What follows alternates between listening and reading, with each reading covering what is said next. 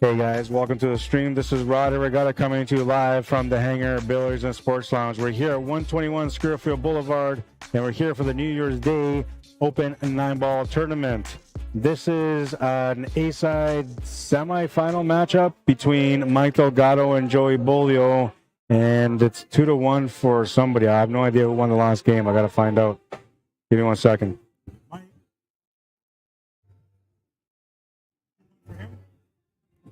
2-1 for Joey. Okay. They're already into this match. The 3 racks in. They're going into rack number 4. And technically, normally when these guys would play, it would be like a 2-game spot between them. But it's a 1-game spot between them. So Mike Delgado has a bit of an edge here. But, you know, the kid is a good player. So he's always got the edge, I guess, in a sense. And look at this. A drive break with a great opportunity to open up here for Joey Bolio.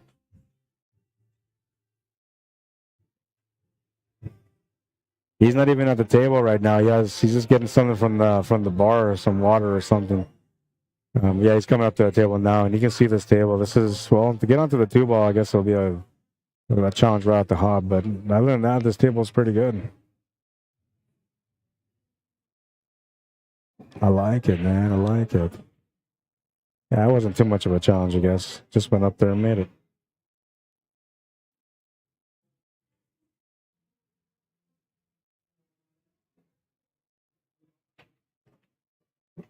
Draw back off the 2 to set up for the 3-ball, and he's good. Takes a look at what he needs to set up for the 4-ball. I don't understand how people always do that. They look from the opposite side instead of looking from the side where the cue ball is going to land. I like setting up right from where the cue ball is going to land, so I like to look at my shot from that point of view because it's usually the best way to know exactly where I want that cue ball, right? And I don't know, maybe that's what he's running into here because he's taking his time on his 4-ball, so maybe he got out of position. Just trying to figure out what to do.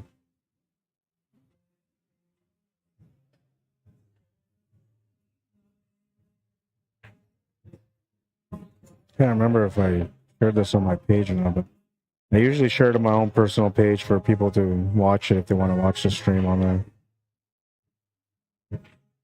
Family and friends too, they go and check out my stream when they see the footage on my personal page. Oh, he's gonna miss that 6-ball. He was playing amazing shape for the 7-ball, and he's gonna give Mike Delgado this table here. You can't afford too many mistakes like this, and this is gonna be one that's gonna cost him, I feel. We'll see, maybe not, but I just can't see, Mike running into too much trouble here. If he is gonna run into trouble, he's gonna run into trouble right off the hop.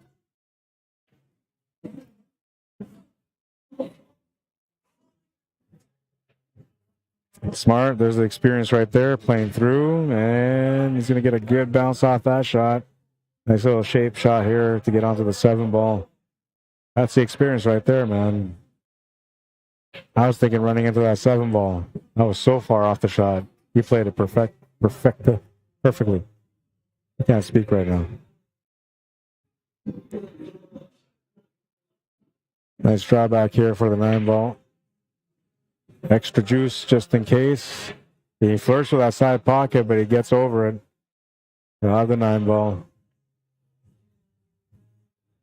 Ties up the match at 2, and that's what they've been doing so far. It's been, one after the other. Nobody's getting ahead anyway here. Take a look at that replay. Nice little shot here to be smart and get away from everything. Just played it through and used the natural angle to get around for the 7-ball. He did flirt with the side pockets a bit, though.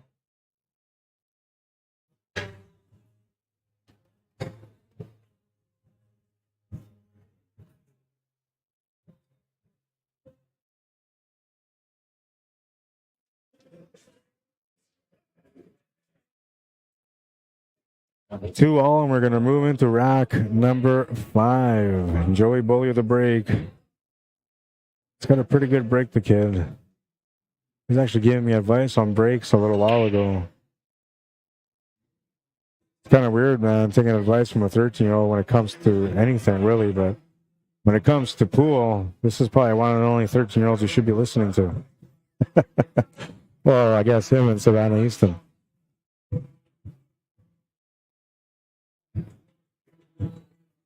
That's another spectacular player.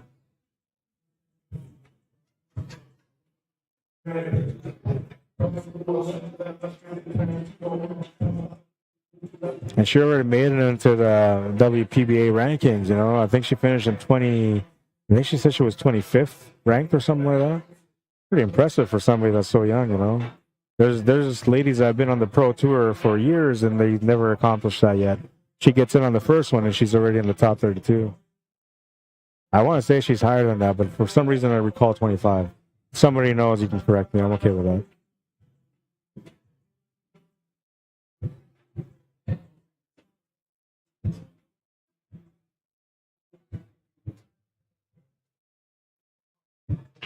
Oh, got out of position here with the 5 ball. He can make the shot still, but to get back to the 6, he's going to have to do something different. Let that cue ball run around the table a little bit. Oh, he's just going to hold long position here for the 6 ball. Okay. I thought he was going to let it go and just go around here because that's what he did a little earlier, but decides to settle for the cut on the 6 ball longer distance. And why not? It's only a 7-foot table. Makes him no problem. Good pace on the cue ball, too, to get set up for the 7 ball.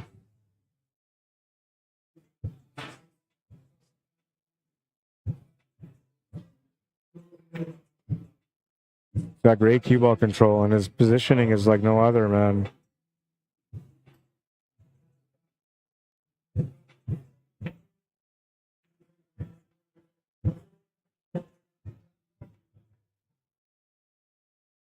Makes the 9, takes the lead. He's been coming back so far in this match. Every time his opponent got ahead by 1, but this is the first time he takes the lead. 3-2. Man, this leg pain, I tell you. Probably not to complain about too much, but it's just constant since I came in. Just throbbing pain. I guess I'm going to take my Tylenol. I was waiting for a while to take Tylenol. I don't really like taking pills for anything, but I got some legitimate T3s, which are better for pain. Not so good for the liver, though, but better for pain.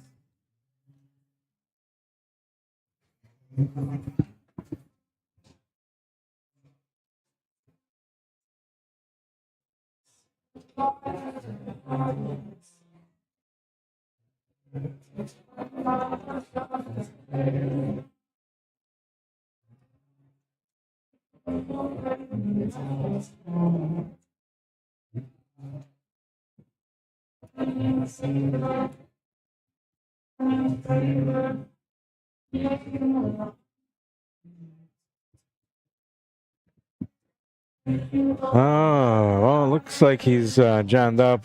Doesn't have anything here on the 1 ball, but a jump shot might be okay. Well, I don't know, man. The safety might be better here. He's a really good 9-ball player. He's very experienced in 9-ball. So whatever decision he comes up with here is likely going to be the right shot. He's going for the push.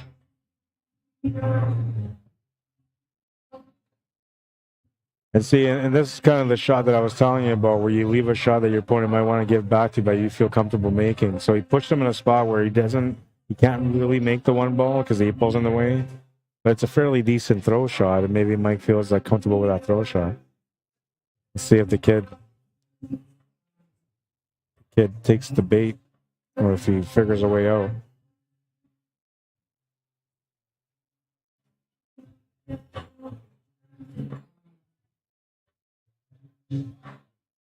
Not sure what he's looking at here.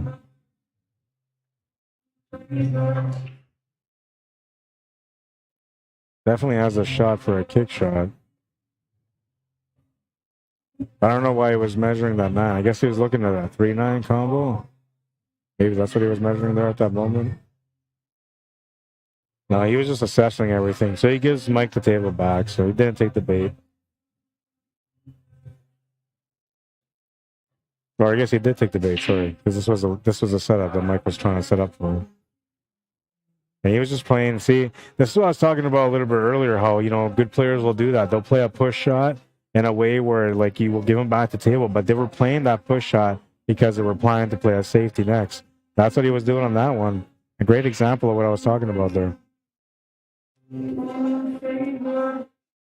Just needs to grace it.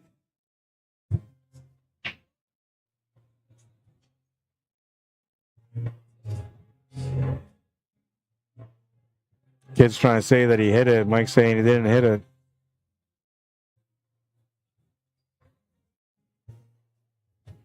Take a look at my phone. I can't make the call unless they come ask me about it. But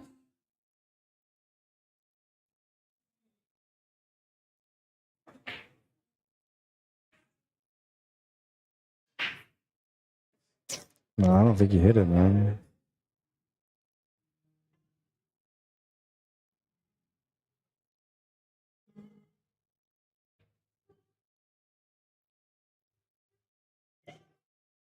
Can I see? Okay, so if he hit this at all, it would have hit the bottom right of that, or the bottom of that 2-ball. Maybe he did. I don't know. It looks like he just graced it. Just barely graced it.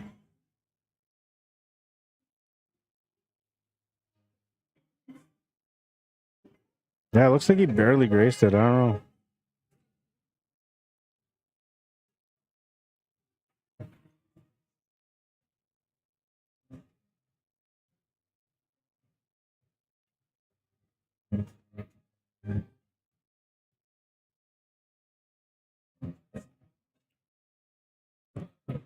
Oh, he's got a 2-game lead now.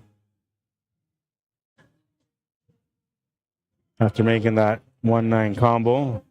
And now Joey has scratched off the break, lost the cue ball.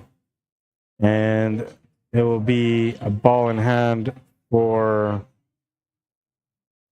Mike Delgado.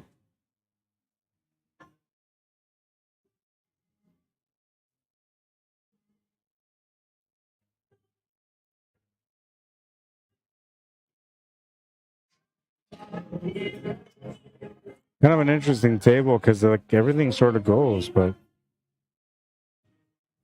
the 4 and the 9 are tied up, and you either break that out or you try to play a carom or a billiard shot actually off the 4 into the 9, which maybe that's what he's planning to do here. If that's the case, they might call me up to watch the shot. I don't know if that goes. I'm just assuming that maybe the possibility is there, but it may not be. I think the only way it could be is if Mike was to take the cue ball all the way to the left side cushion. If he took it not all the way to the left, but just off the cushion, off the left side rail, that would give him that cannon angle or that billiard angle to get into the 9 off the 4. He's just gonna break it out instead. Yeah, why not? I mean, this table's pretty open, right? Once you open it up, you got everything wide open. And he's good enough to be able to run the table, so why not? Good choice.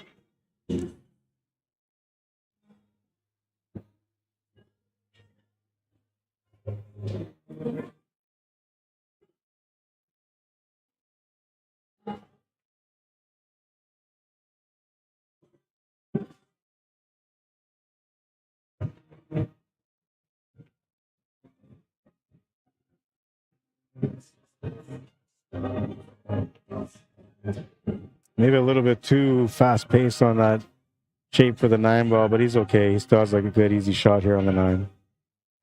5-2. He's got a 3-game lead now. And he's breaking in rack number 8. A chance to get on the hill first.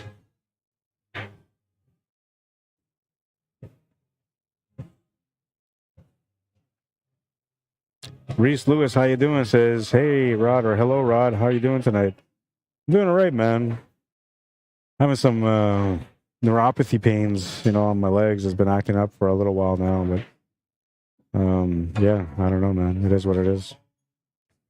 Doing my best just to get through the day, and I'm here to stream this great pool today, and I'll have my rest tomorrow, man. Orlando Wilson, how you doing? Michael DeSalis, welcome back. Lynn Anderson, welcome to the stream. Fabian Louisan, welcome to the stream. What's up, Marty Bray? Jerry Johnson says, Rod, how long do these tournaments last? That depends on the amount of players, and it also depends on the format. So if the format is, let's say, long races, but winner breaks is a little bit faster. If it's alternate breaks, usually it's a little bit longer. And anything handicap usually can be a little bit longer because there's different levels of skill, right? Something, let's say, with high-level players, then it wouldn't really matter. It would just be a faster tournament. What's up, bro? You playing? There was customers playing on there, but we're not using it for the tournament. I don't see why not. Number 1 looks like it's open too. A 3 is okay, yeah. 3 is okay. Yeah, no, it's good, man.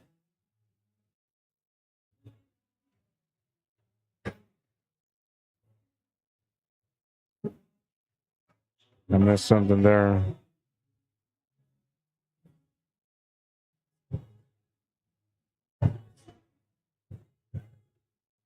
Yeah, and I'm not sure. I think we had 25 players. It might have been more than 25. I think it's 25 players that we had come out today.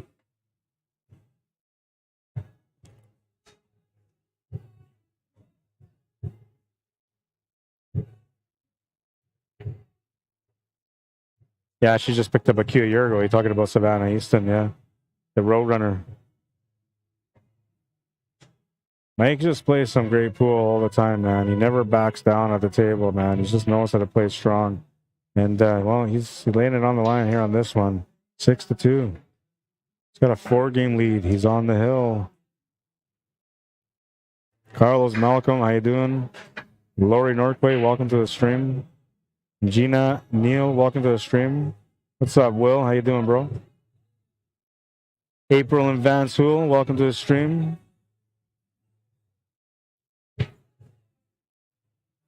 Ro Talavera, welcome to the stream. Adam Halsey, welcome to the stream. Diane Jerry McCreary, welcome to the stream. All right, we're moving into the rack number 9 now. Smash and break from the young Joey Bolio, but nothing goes in. And he's left an opening shot on the 1 ball with a fairly open table. I don't think his chances are very good for him to come back into this match anymore. The way Mike's playing, and he knows he's playing against a really good opponent too. I don't think he's going to give him much of a chance here. The only way he will is if he runs into something unforeseen, some sort of trouble that he wasn't counting on. Or perhaps, losing the cue ball a little bit position. But can't see it, man. I mean, there's only one room for error, which is when you get to that 6-8 combination. That's about the only one. But he may not even take that. He might just set up for that 5 ball and go 5-9. Why not? I mean, it's fairly straight. He's trying to get up to create angle for it. Now it looks like he's going to try to set up for the 5-9 combination here.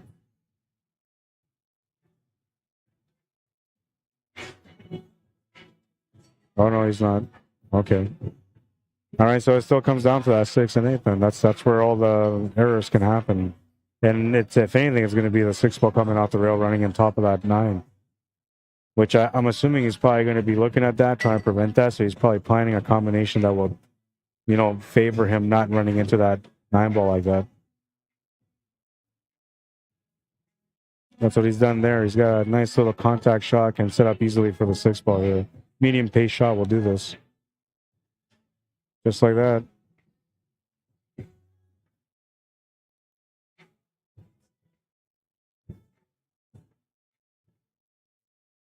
Grabbing his extension here for the 6 ball.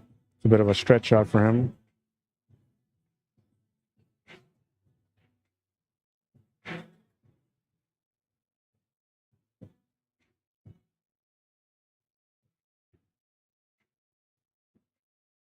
Yeah, like I said, man, once he came up dry and gave him position on that 1 ball, I didn't think he's going to be coming back to this table. It's just too good of a table for Mike Delgado. The only situation was at 6-8, and he figured that out perfectly. 7-2, the final score. He'll send Joey Beaulieu to the B side. And the kid will keep fighting on the B side. Oh, they're making Mike an 8. Okay.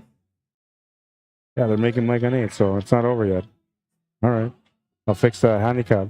See, they said that they were going to go by the highest handicap as what they play in the pool league. And so that's where, I ranked him as a 7 because he plays in Super Vegas 1, and all Super Vegas 1 players in this tournament are a race to 7.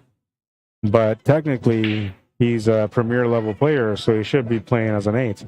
And so he is going to 8. They made the correction, it looks like.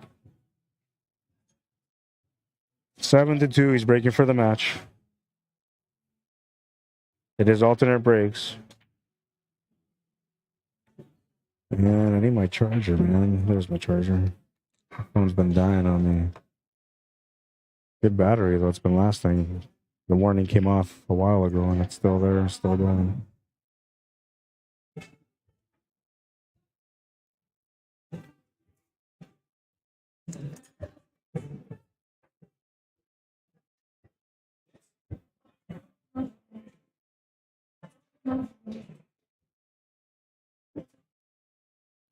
Murray Potts, Timothy Bone, welcome back.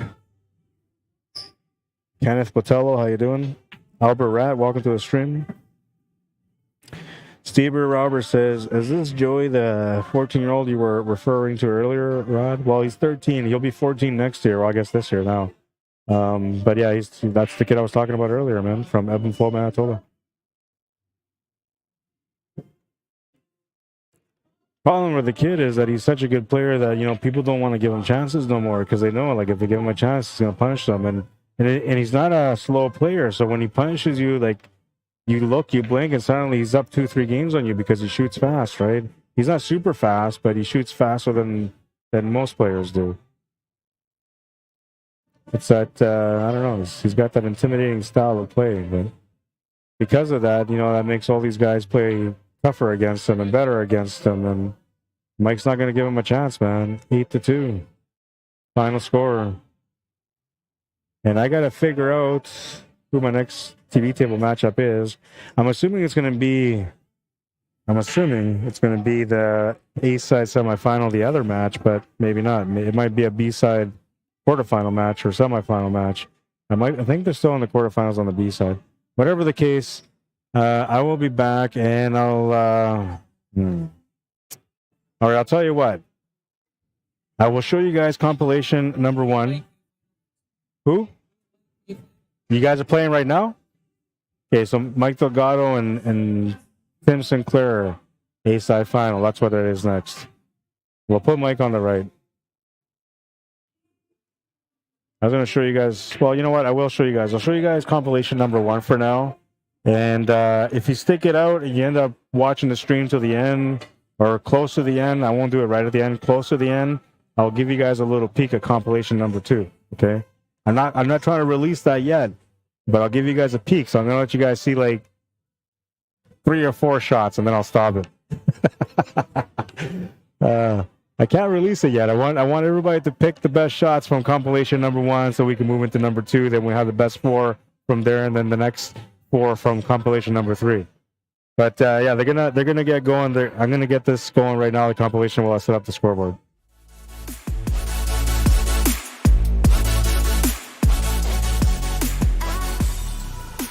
Guys, the cross bank side. What a shot!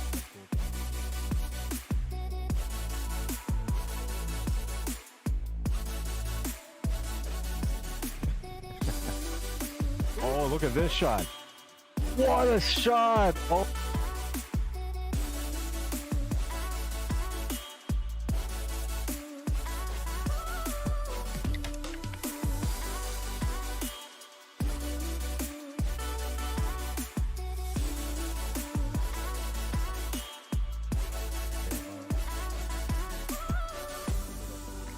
Things that he doesn't have. Oh, what a shot! Distraction is with the set. What a shot that was.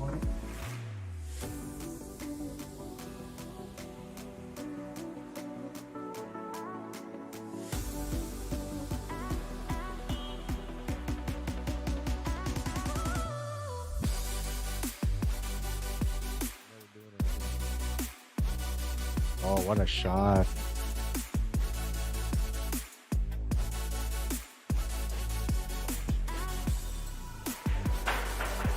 What a shot!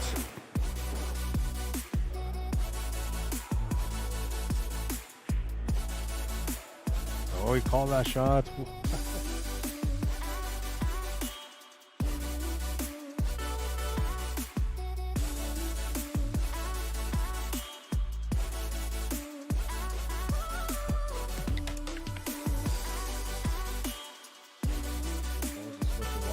Oh my god, and then he goes and makes that shot.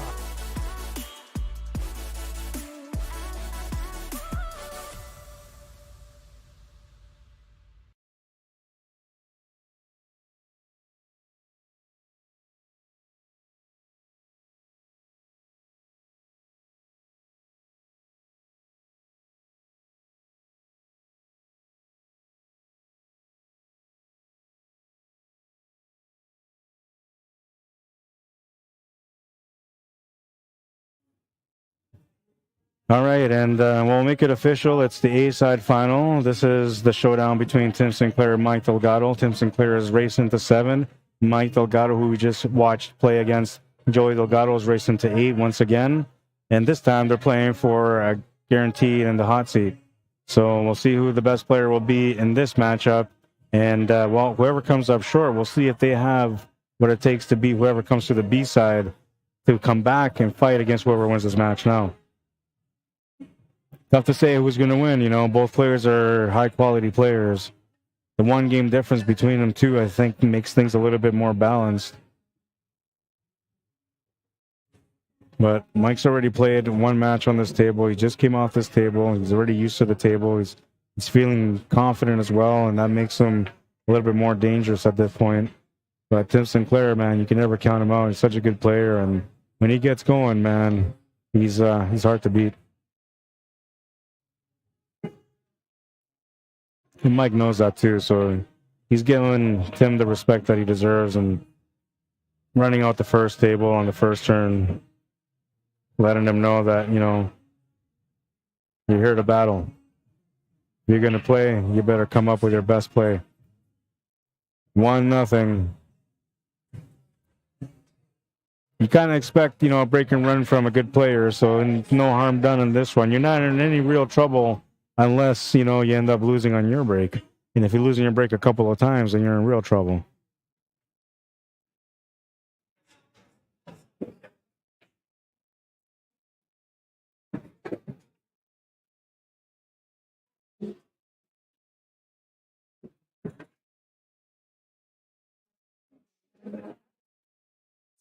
I believe we're down to the final, I want to say the final 6 to 8 players.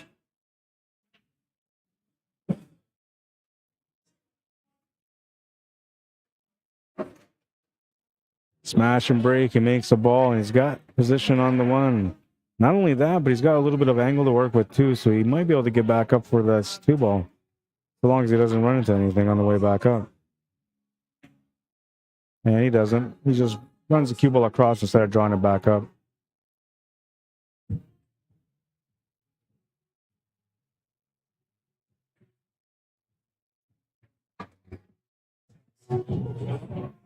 Makes the shot on the 2.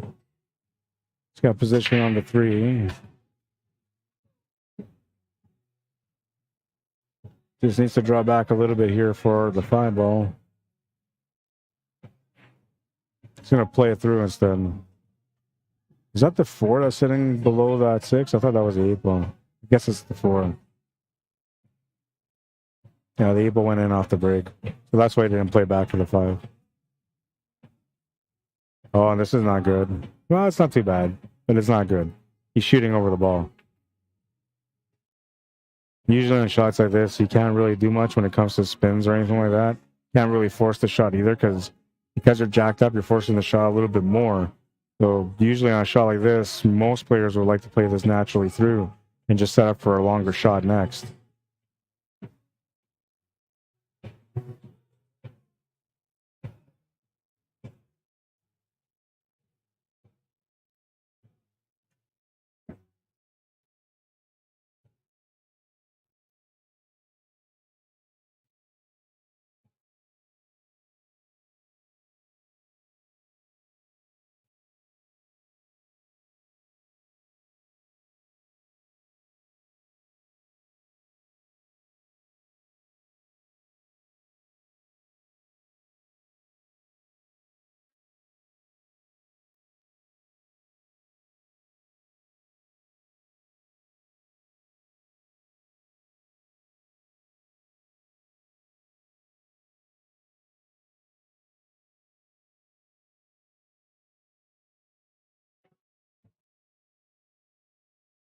That's all he could really do there. Not sure what he's going to do here. Feels like the only thing he can really do is back cut this. But if there's a window between that 7 and 9, which to me it looks like there is, you make the shot to the corner, you draw off the side cushion and come back to the middle. That's the best thing you can do here. You can try to play it through too, I guess. It's not too bad. The angles are available for you to be able to play it through. But yeah, you just draw it off the cushion and back to the middle there. Good shot.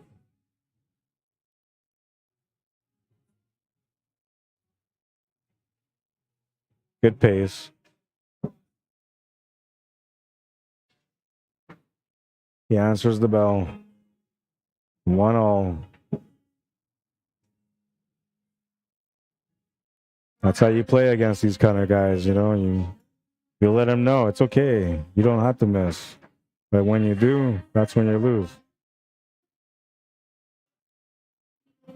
Put the pressure on them, you know, because now it's going to force Mike to, not yet, you know, but if this keeps up like this, if they're running tables back and forth, at some point it's going to make one of the players feel like they have to run the table or else the other point is going to win. And the first one that gets into that mentality is the one that's going to lose.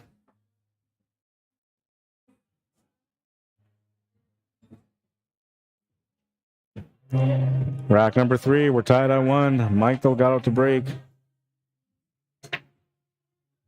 Putting some extra on that one, and that 8-ball fights the pocket, and it'll stay up, and so does the 5. So a bit of a break here for Tim. Not a huge break, but I mean, he's got a chance at the table when it's not his break, so that's a good break in my opinion.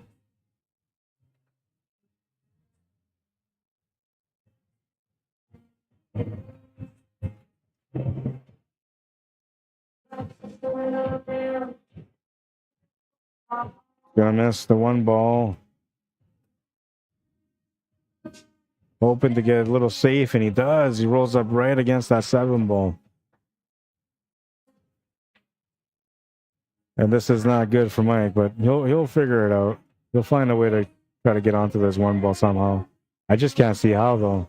That 8 ball being in the way is what really hurts everything here.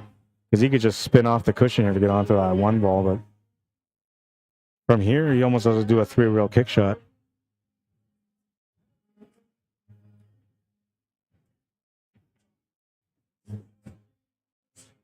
And he's just trying to tap the 4 ball here. That's all he was trying to do. Good idea. Tim might just chase after this 9 here because that 1 ball's so close to it.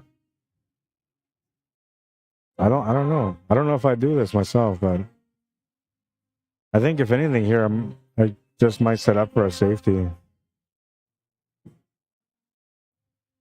Or I guess just go for the shot. That's another option too. Yeah, he's just playing the safety. And he's locking him up pretty good. Now, I'm not sure if these guys are aware that there's no 3-foul rule. Normally, there is a 3-foul rule, but in this one, there isn't. And I'm not sure they're aware of that. So right now, Mike's on 2. Well, he's on 1, but he will be on 2 unless he hits us. He's going to hit it, but no rail, so he's on 2.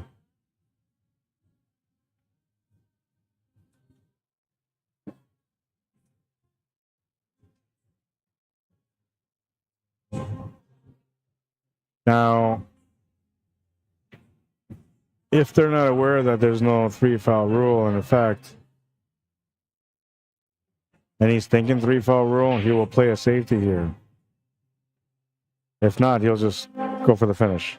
There's not a whole lot of situations at the table anymore. The only thing you can kind of sort of do here is maybe bump out that 6 ball out of the pocket.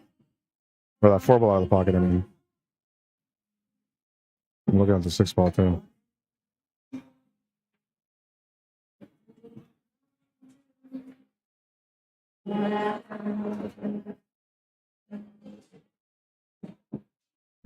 That almost burnt him, but he ended up okay.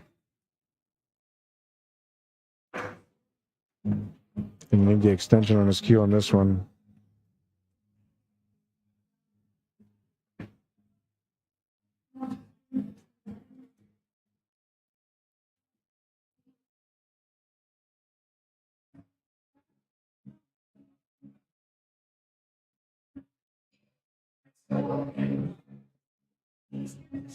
Decide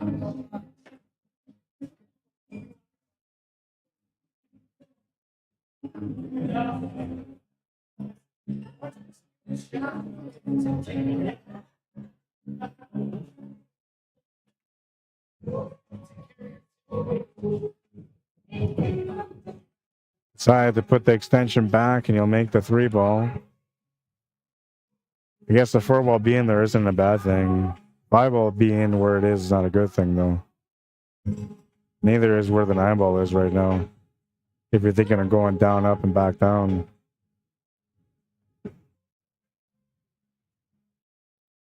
It's going to go around a couple of rails instead. Well, it's not bad, I suppose, but this is a pretty difficult leave as far as cutting the ball goes. If you're going to bank or something else, then maybe not, but the only thing you can see for a bank here is maybe the bank corner or the bank off this 8-ball in the side pocket. I don't know if I would cut this. I might get them to cut it in practice, but I'm not sure in competition.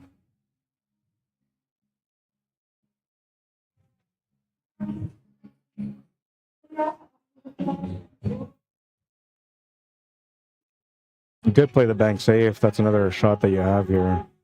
You could even try to bank safe and try to hook that cue ball behind the 7-ball because it's kind of available. I'm not sure what he was thinking, but he's going to give Mike a chance here on the 5-ball. There was definitely a plan in mind, and that the result isn't what he was looking for, that's for sure. I just don't know what that plan was because I can't understand either the result or the way he went about the shot.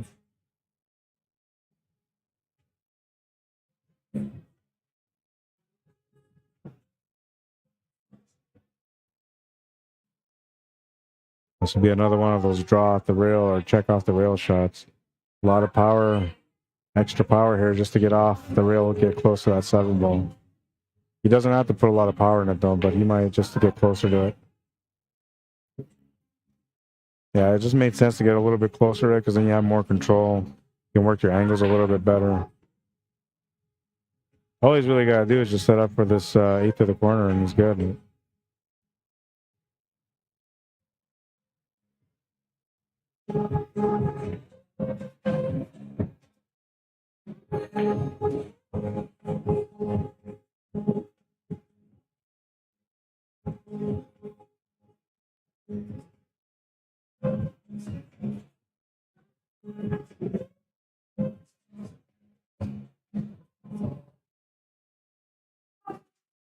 Nine ball's good, says Tim. Mike's got a 1-game lead, 2-1.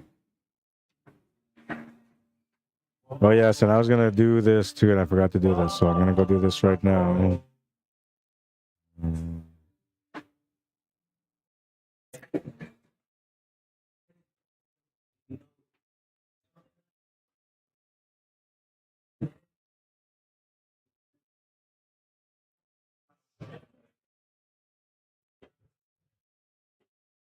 All right, so I'll put the link for the YouTube channel on the stream if you guys want to go check out YouTube and want to watch it on 1080p. Maybe you're watching it on a TV or something like that, something a little bit bigger, then you might want to go onto YouTube. And if not, if you have a YouTube channel, maybe you guys just follow the link and go subscribe to my channel.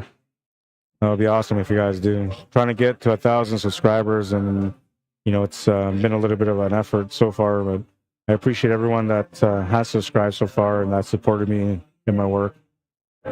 If you're one of those people that hasn't yet, you know, maybe you could today. Start off the new year on the right note, you know, helping somebody out, do more. Why not? Terry Teresa wants to know, how do we know who is up shooting currently? Well, usually I'll say who's shooting at the table or who's at the table. I'm fairly verbal about it, but sometimes I might be quiet about it. I have like a ping set up so that way you can, you know, flip between players so you know which player is playing. But for me to do that, I actually need an operator, somebody that can sit here and just do the operating while I do the talking. Because it's hard to focus on the talking and the operating at the same time, which I do decent at, you know, but it's like a constant challenge no matter what. No matter how easy it seems, trust me, it's a challenge. Mark Steinhaus, how you doing? Mark Harris, welcome to the stream. Mark Ramirez, welcome to the stream. Jason Musso, welcome. Diane Jerry McCreary is watching from Baldwin, Mississippi. Rob Robinson, welcome.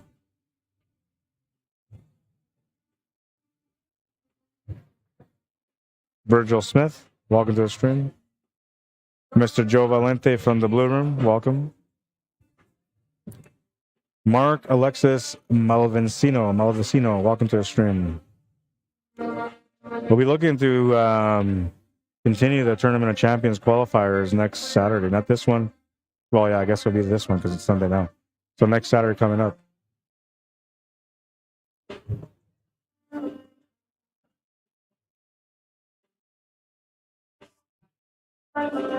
Good combination. Ties up the match. 2-2. Mike Delgado breaking next. The kind of battle you expect in an A-side final, right? They're doing their best.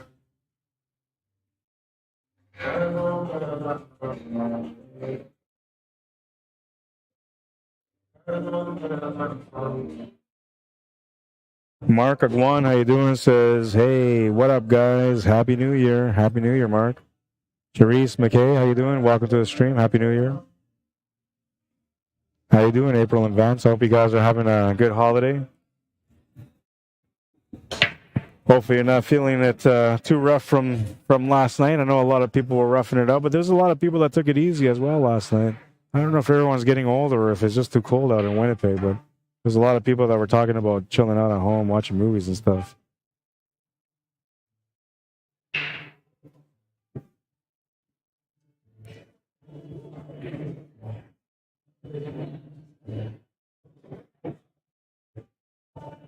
April and Vance Ho says, don't know if you know Glenn McCauley, but he's one of the guys that I'd like to see enter these. Yeah, I know him. He's come out to a couple of tournaments. And Brian Hastings, welcome, says, let's see some great playing players. Oh, there's a lot of them, man.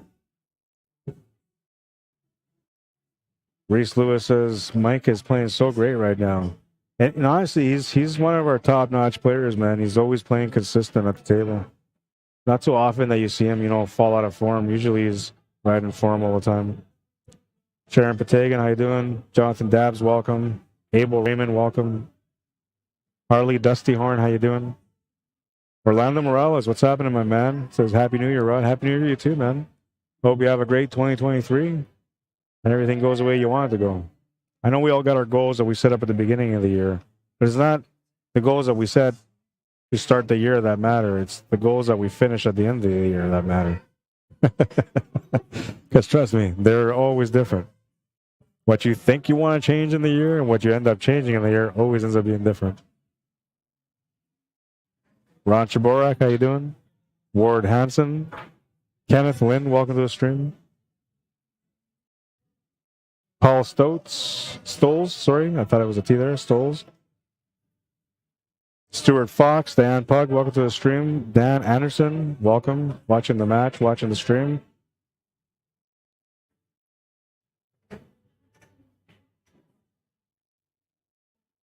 Reese Lewis says, wow, that was some great shots. Are you talking about the highlight of the day compilation? Yeah, and that's number one, okay? Like, it just worked out the way it worked out. So I'm not going to knock down any one of the compilations because, honestly, I created them, so I know. All three of them are amazing, man. But they get better from 1 to 2 to 3. Each one of them gets better, and none of it was staged, okay? Every one of the shots, they're all in the order as they appeared, as they happened, except for on stream or compilation number 2, I switched up 2 shots because originally I was going to cut it short at 12 clips, and then I decided to go 15 instead. So then I ended up not changing. I left it how it was, and it got late. Long story short, I got lazy. But yeah, each compilation is amazing. Wait till you see the next ones. I'm going to give you guys a peek at compilation number 2. Those of you that watch the stream, that watch it almost to the end, that will be your reward. If it gets really late, by any chance, and we're still here, then, as a reward for all you guys and as an apology, I'll let you guys see the whole second compilation. But compilation number 3, I'm going to hold off on that one no matter what. Because that one is juicy.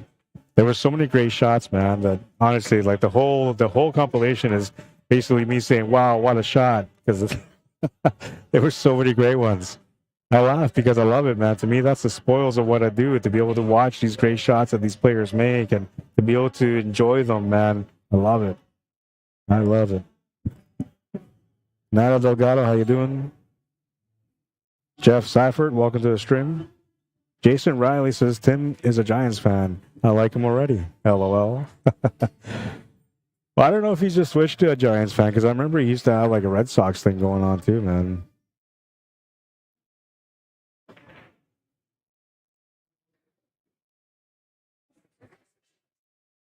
JC Elizabeth, how you doing?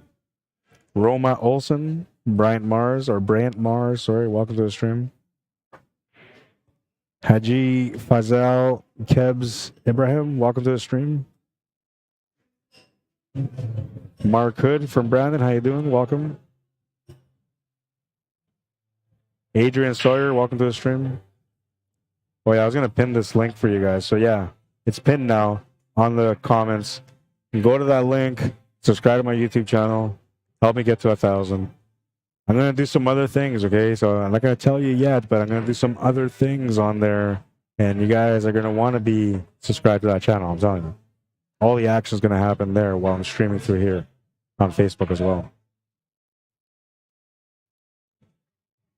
Gary Spence, how you doing? Welcome to the stream.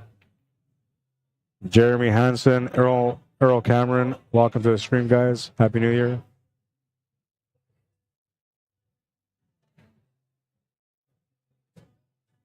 Gary Deer says hello from Green Bay, Wisconsin. Welcome to the stream.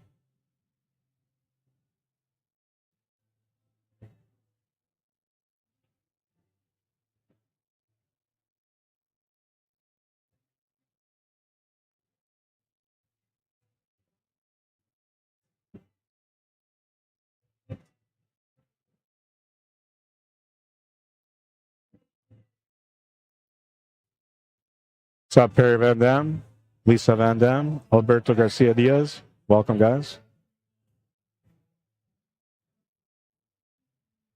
Brian Hastings says number 5 or 6 are my favorite. Well, you're allowed to pick 3 that are the ones that you like the most, right? Because you can pick up as many as you want, really, but 3 are the ones that I'm going to take into account. The top 3, so the 3 shots that people voted the most are the ones that are going to move into the final 10. So there's 3 compilations. The first one, well, it's got 16 shots, so 3 out of those ones come through. The second compilation, 4 shots come through from that one. It's 15 shots. And compilation number 3, 4 shots will come through that one as well. And that one's also 15 shots. And I'm telling you, man, you're going to have a really tough time with compilation number 3 to pick 4 shots because there's so many great shots. You can see the difference on players on how they're playing when they first come out of retirement from the summer to how they're playing in the winter when they're already seasoned and everything is back. You know, their stroke is back, their mentality's back, their game is back. You can see the difference in the compilation videos.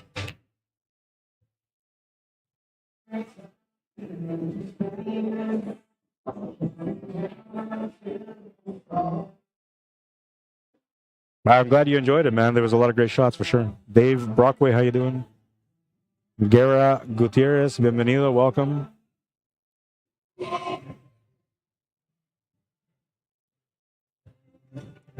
Reese Lewis says, man, Rod, I just can't wait to see the rest of the video of the shots.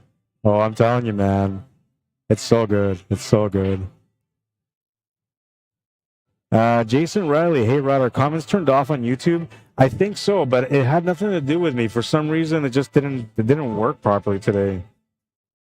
Let's see.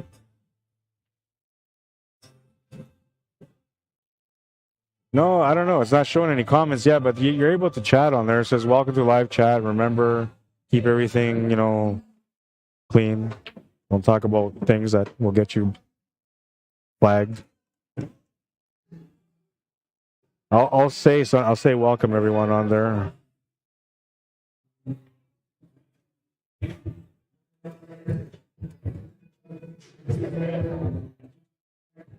And we'll see. You know, somebody replies on YouTube, then I'll know that, you know, you can talk to me on YouTube. But there was a little bit of an issue earlier, and I just assumed that, you know, it's just YouTube being YouTube, right? Kind of like Facebook. Facebook throws a fit every now and then. 3-2. That was a bit of a longer rack, which we haven't quite seen so far, but you're bound to run into some of those as well. Bryce Johnson says, shot number 3. Trying to think. So 5 or 6, that was Ryan Soloveld, and number 6 was Cornell McLean Jr. That was a nice jump shot from Cornell. He did it on a 9-foot table, too, which is why you can appreciate it. And that jump shot on the 6th ball from Ryan on shot number 5 was a pretty good one, too. There was a lot of power behind it, right? There could have been lots of things that could have gone wrong on there, but he hit it really, really well.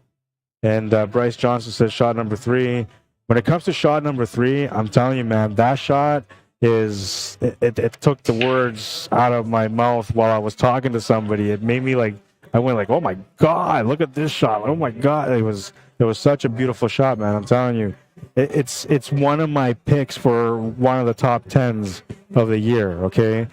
I'll tell you that much. If you don't like shot number 3 on compilation number 1, you got some issues, man. Because that's going to be one of the most beautiful shots I've ever seen. I mean, there's lots of good ones. And after this rack, I'll show you a similar one today from Charlene Maines.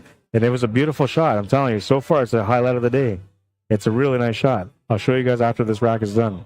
And it's fairly similar to shot number 3, which was one of the greatest shots on compilation number 1, in my opinion. You know, somebody else might think differently. What's up, Bob Bassett? How you doing? Happy New Year. Brock Pershot, Happy New Year. Welcome to the stream, guys. Anton Avila, welcome to the stream. We're in the A-side final. This is the A-side final matchup right now. I guess I'll make it legit so you guys know where we're at, man. I just like, you know, I feel like sometimes when the player is shooting from there, like the A-side final, the title on there is on their head, on their forehead, and it just kind of disturbs me, man. I'm kind of a perfectionist, I guess, but yeah, we're in the A-side final here. These are the last 2 players that have not been defeated yet. One of them will be defeated after this match.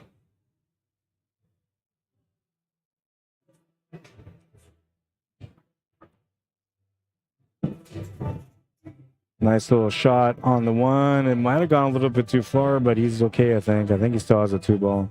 And if he does, he just has to watch the pace here. I'd rather not hit this soft off 1 rail. I'd rather go off 2 rails here for the 3. If you go soft, you know, you got to play perfection or you're going to end up behind the 6 like you just did. That was the problem with playing the soft. So that's why I would have gone 2 and back to the middle. I'd rather go off the rail back to the right side of the 6 ball where I'm going to have a shot on the 3 than to play a soft for perfect weight when you're playing on a diamond table, which, you know, we all know that diamond tables are quite responsive. So you can't mess around too much when it comes to those perfectly timed speed shots like that. It's always best to take that 2nd rail. We'll see if we can figure this out, but you guys seen it, man. He's about a half ball hooked. The only option really that I see, we're going to go back to this view here, is maybe a jump shot, which is looks like that's what he's going to go grab right now is his jump cue. And that's not a bad choice. You're not too far from the shot, and the distance to reach the cue ball for the jump shot isn't too crazy either. It's right around that borderline where it starts to get a little bit uncomfortable, but here you're still okay. Looks like he's opting to jump full cue. He's going to jump the cue ball off the table. That's going to be a scratch and a ball in hand for Mike Delgado.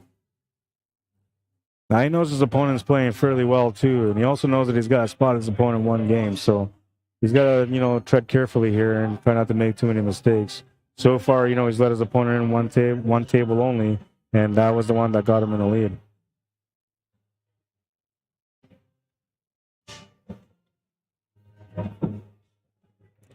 Lost the pace a little bit there for the 4 ball. The idea was to set up to the side pocket, but now he's going to have to take this to the corner. It's not a bad thing, you know. I mean, you can follow through on the shot, which helps with the delivery.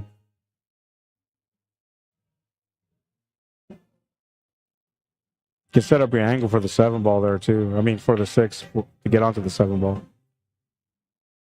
And he missed the shot. That's what he was trying to do, set up a better angle on the 6 ball to get easier shape for the 7 ball. And, you know, in a sense, unfortunate that he missed, but lucky at the same time because he didn't really give anything here for Tim to work with. Maybe a safety shot, that's about it. And if he's going for a safety, he just needs to thin this ball. He might have hit that a little bit too thick. He needed to really, really thin that ball so that way that ball would have stayed at the bottom of the table and it wouldn't have came out clean like it did.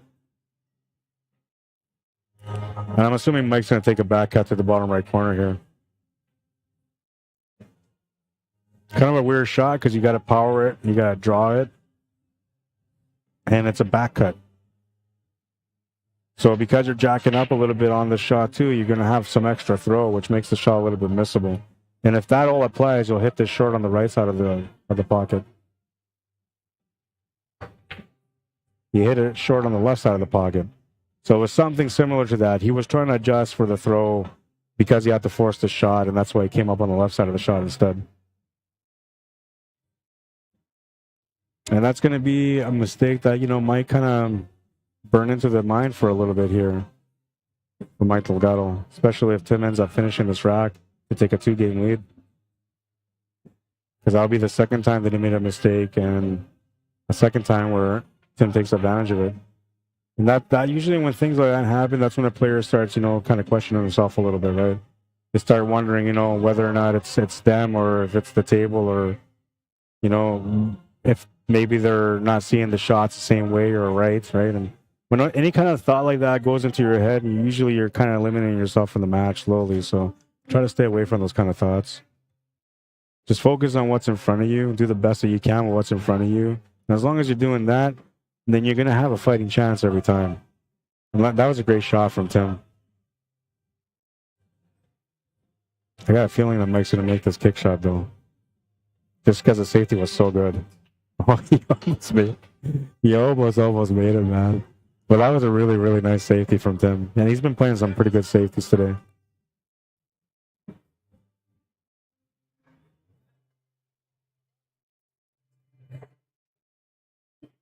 What a shot. That was a nice cut. Some people might have been tempted to go for the bank there, man. But I think all those players that have that good knowledge, they would have taken the shot the same way that Tim just took it.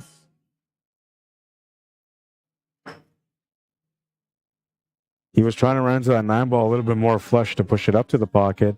Instead, he barely graced it, and now he's ended up kind of awkward on it. We'll have to do a bank shot here or a safety. He's trying to calculate and see what he can do, whether it's a cut, a bank, or a safety. I don't mind taking the bank, but I feel like it's a sell-out shot from here, so I wouldn't take it. I think I'm taking the safety. And if you're going to play the safety... Oh, man, how do you play the safety? It's going to involve 3 rails on the white ball, I think, but I just don't know which side you're going to hit this 9 ball on. He went 2 rails on it. A 3rd rail would have made it a little bit better, but, you know, this works. He's given Mike a testing shot here. It's a cut shot, but it's a bit of a tester. And he's also got to get past that side pocket, which sometimes can be a bit of a nuisance. For some reason, that side pocket will just kind of come out in the path of the ball and kick it out. That's the best way I can describe it. And you guys know what I'm talking about. It's happened to you guys at least once. Guaranteed at least once. If you ever picked up the pool cue and shot pool, it happened to you at least once. He's going to make a fine cut on that one. Fine cut. And he's going to keep this game at 3. That was a lifesaver shot right there, man. If he didn't finish that one, then he has something to ponder and think about. A couple of mistakes that he made. But he made this shot, and because of it, he's tied it up. He can reset mentally, and he's just got to race to 5 in his head. Just a race to 4 for Tim. This is a nice, really creative bank safety, man. He should have got rewarded with a win there. But instead, Mike Delgado found a way through, and we got a 3-3 matchup.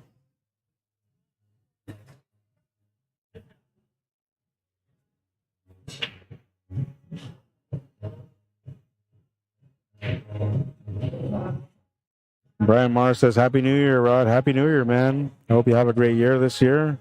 I hope you enjoy everything in 2023 and that everything works out the way that you want it to be, especially the situations at the table. Bryce Johnson says, the carry off the 2 into the 9 for the win on the Hill game was really good, too, from the last match or the last stream. Yeah, that was a really good shot, too, but I don't know. Like, that one was right there, and it was for the win, so it has all the qualifications for the highlight of the day. Well, yeah, I said I was going to show you guys. I'll show you guys right now. But this shot, we'll show you right now real quick before they get into this rack. But this shot right here, man, this shot right here, oh, it's a touch of perfection. 3 ball to the corner. What a shot. Doesn't even rattle it. It goes straight to the pocket, right in the middle of the heart. I mean, to me, that's perfection. And she won that match. She was down 4-1, came back to win 7-4. After being down 4-1, won 6 straight games. And I believe, I got to go back and watch the shot again. Because it should show me here. Oh, no, it won't show me. I have no idea what the score was there. I'll have to go back and look at it myself. But we'll look at the shot once again. Why not? It was a beautiful shot. Worth taking a look at twice. Play your best game with CUESPORTS Live. I'll be waiting for your shot.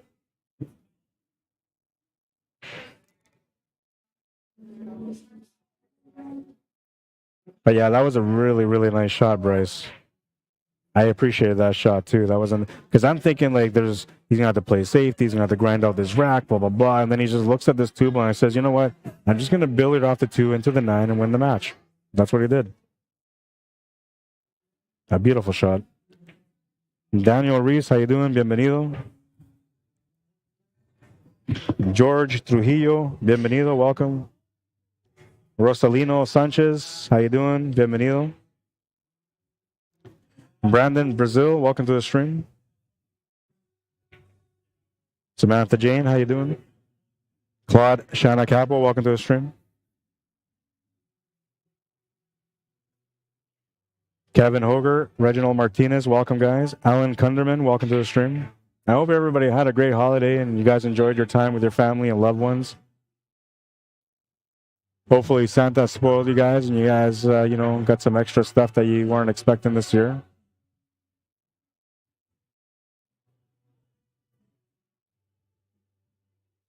But most importantly, I hope you guys enjoyed the time with your family, man, and that amazing food. Everybody had amazing food, I'm sure.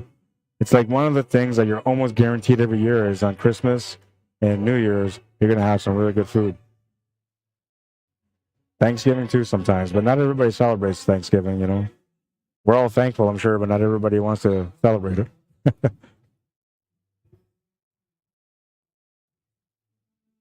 I guess that's the case with Christmas too. Not everybody celebrates that either. New Year, New Year, that's something that everybody celebrates no matter what.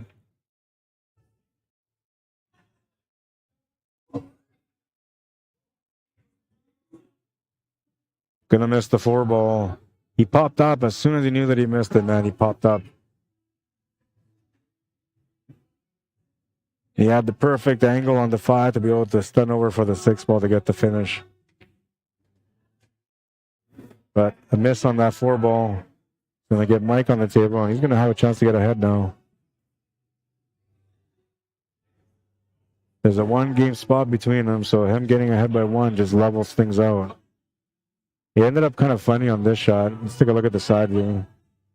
He can still make the shot to the corner. The tangent line is right to the horn, it looks like. Just below the horn, maybe, but to me, it looks like it's going to go straight to the horn. So straight that it might even be a scratch, but it shouldn't be. He should be able to play this through, and he should be able to adjust this on spin to come out below that horn and across to the middle. Oh, he couldn't, so he went above it instead. And oh no. Oh no. Oh no. He's ended up tied up on the 6 ball. Just a jump shot available. Maybe a kick shot too. Kick shot would be the off and in. That's what he's looking at now. Not a bad option, he's pretty good to this one. It's almost true. Just hitting above that first diamond by the side pocket would do it. Touch a right hand spin to cut the angle in. he got the hit anyway, which is, you know, half the battle. The leave would be the second half of the battle, and, well, he's left his opponent a long shot on the 6. Cue ball sitting against the rail, so I guess he could be happy with that leave. Now, if this 8-ball wasn't sitting by the side pocket, this is an easy shot on the 6 because you just roll it up and you got the 7 to the side, right? But in this situation, the 8-ball's in the way, so now we're setting up for a combination, if anything. Either that or you got to play it through and try to find a different pocket on the 7-ball. Good shot. He figures he's going to have to settle for the combination. Fairly lined up, but, you know, there's always a small chance that it won't go in. Like I said, there's always a small chance, man. I've seen it time and time again where the combos are lined up, and it's just such a simple combo, but the player's thinking about one extra thing, you know, whether it's position or moving that extra ball somewhere else, and that's all it takes for them to come up short on that combination. He's not happy about that for sure. He's not extremely upset, but, you know, he jumped up and he understands. He had a good opportunity there, and perhaps it's going to be the one that he thinks about after this match if he comes up short. Not what he's looking to get, though. He's hoping to come up on top on this match in the end, but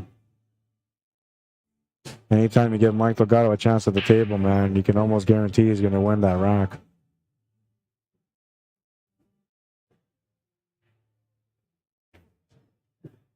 I don't know if this Tylenol 3 worked on my pain or not. I'm still feeling the pain in my leg, and I'm starting to think I got to take another Tylenol 3.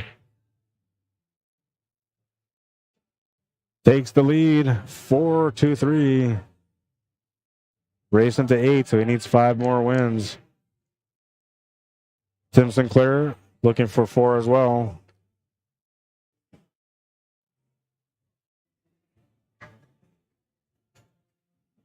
Felix Acebo, how you doing? Bienvenido.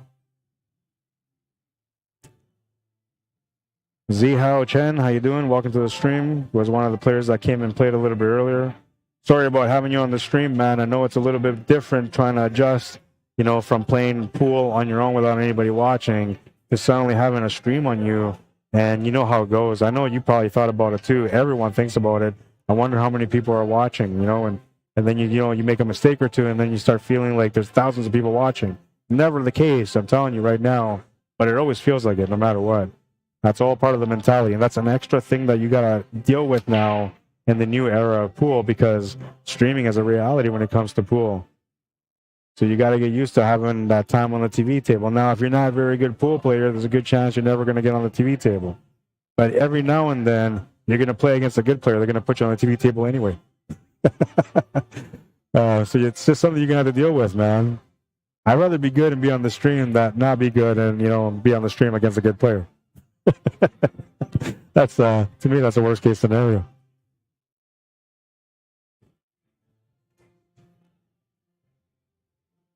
Happy Chen says, Happy New Year, Rod. Good job. Respect. Thanks, brother. I appreciate it, man. And I appreciate the in-person Happy New Year today.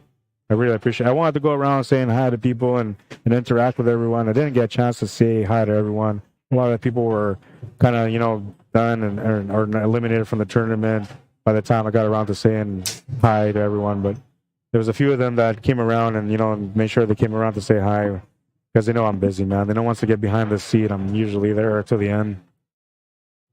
The only times I move from here is when I'm ordering food, checking up on scores, or trying to find a match, or if I got to go to the bathroom. But other than that, usually I'm stuck in my chair, man. And if I'm in my chair, I'm quiet. That's just because I'm eating. You guys know that too already about me. Maybe that's why I got so much issues with the damn diabetes, man. I just love food. And I try to eat healthy too, man, but it doesn't matter.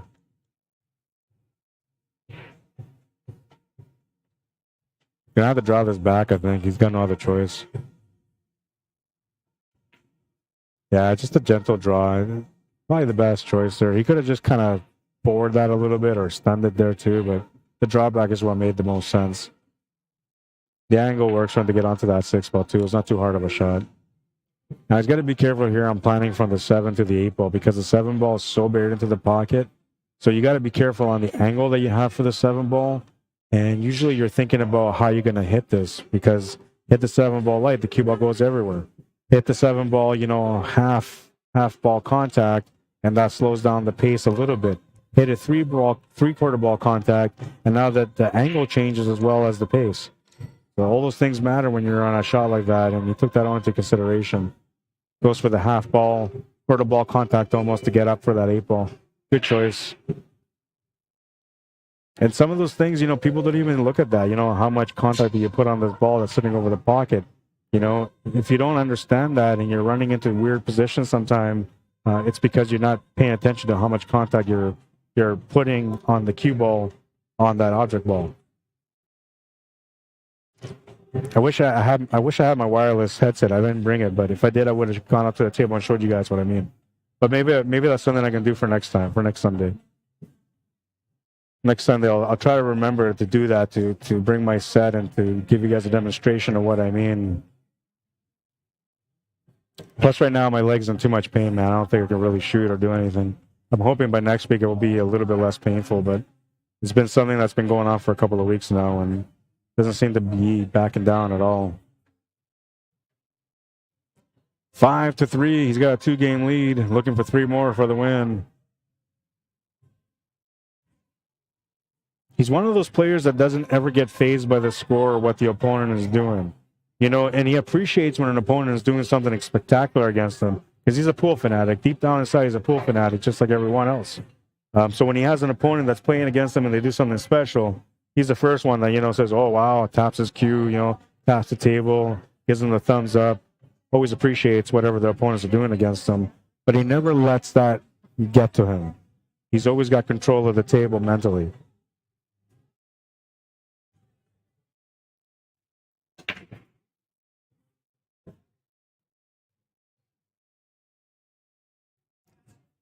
Stephen Roberts says I have tramadol for my neuropathy. What is that? What is tramadol? I've never heard of it.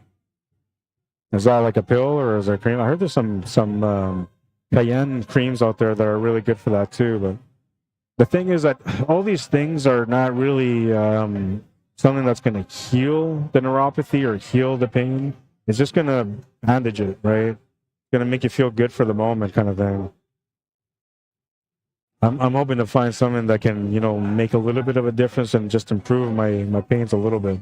Just enough to be able to, get around in life. But yeah, I'm curious. I took a screen cap of that just so I can take a look at it and do a little bit more research on that. I'm always looking into ways to fight back, and I'm kind of lucky that, I was off the pills and all that stuff, that they said I was able to monitor myself well enough. They trusted me, right? But my sugars are up again. I'm obviously falling off the wagon. So it's kind of, I'm punishing myself sort of. Though, I do my best to not give into those big urges, sugars and pop and that kind of stuff. But I do give into carbs and to bread, not white bread, of course, but it still has carbs no matter what. He's going to miss that 6-ball. That's going to be a costly one. That's going to be a real costly one. That's 3 shots now that he's missed. And so far, the first 2 costed him a couple of racks, and I feel like this one will cost him another rack too. Can play this off 1 rail, but he should be playing this gently off 3 rails for the 7-ball. About medium stroke, 3 rail. He's going to draw it. I like playing it through naturally, but I mean, it doesn't matter. The shot is good. It works, And there's always different ways to approach the shots on the table also. It all really comes down to how the player plays, their instincts, their skill level and knowledge, what they feel comfortable with.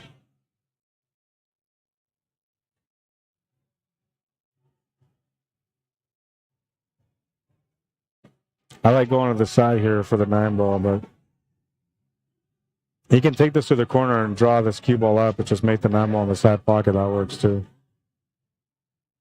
But yeah, that's the shot that I would have gone with first, just taking that 8-ball to the side. Then you got the 9-ball after that. Pretty natural shape. A good decision is going to get him another point on the board. 6-3. He's got a 3-game lead now. 2 more for the win. Tim Sinclair still needing 4.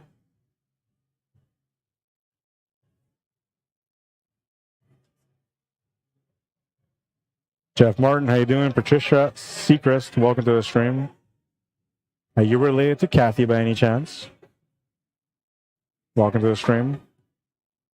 Tex Messer, welcome to the stream. Edgardo Granale, bienvenido, welcome. Jamie Mumpower Shipman, welcome to the stream. Stephen Roberts says it's a narcotic. Yeah, see, so I've been, I don't know, I've been trying to stay away from all those things. So this is the reason why I suffer a lot, honestly. I could be that guy that's just taking the pills that they prescribe for pain, not relief. Well, I guess it is pain relief or control, pain control, I guess we'll call it. But to me, it's like the problem with that is that you feel good and you can't tell whether or not you're doing more damage to your leg or your body while you're feeling good because the pain is numbed by the pill, right? So therefore, you have no real understanding of how much damage you're doing to your body while you're out there doing your thing under these pills. So I decided to stay away from it because to me, I'd rather feel and understand what level of pain I'm in so I can try to conduct myself in a way where I can handle it better or improve from there, right? So maybe my theory is wrong because I do feel a lot more pain than most people do feel. But to me, it feels like the damage is a lot worse if you're taking pills and they're kind of bandaging up the damage that you're creating while you're on these pills. I don't know if that makes any sense to you, but that's kind of the way my mind works and how I think about things. I just want to be in control as best as possible. And if I feel a lot of pain, at least I'm aware of where my body's at, but it doesn't feel nice. I'm telling you, it's brutal, man. I don't recommend this pain on my worst enemy. And there's people out there that maybe deserve it, but I would never wish it upon them, I'll tell you. It's brutal, man. But I've always been a warrior. I've always dealt with things as best as I can, and that's kind of how I handle life, including pain. A great hit. Looking for a bit of a reward here. The 8-ball is going to go in. You'll get rewarded. It was more about a leave reward than making a fluke shot reward, but a reward is a reward, and you'll take it. A little bit overpowered there on the 1-ball, but he still has shape on the 2-ball.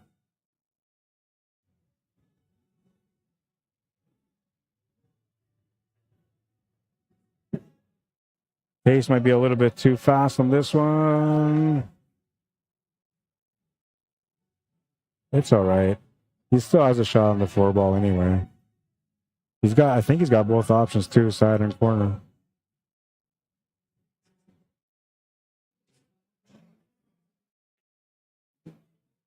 Yeah, but my pain today, man, is so bad that I took a T3. I never take T3s ever unless I'm like in brutal pain. And I took one today, and I'm considering narcotics at this moment. I hear Tylenol 3 is not good for diabetics either because it affects your kidneys and liver.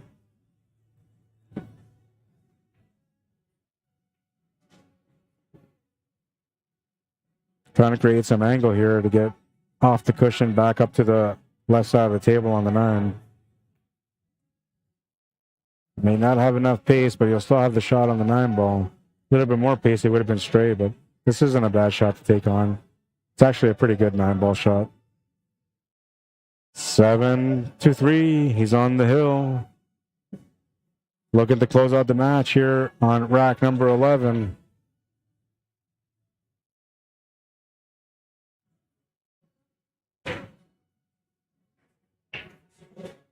Donald Anemone says diabetes. Wait, was there a comment prior to that went with that one, maybe? No.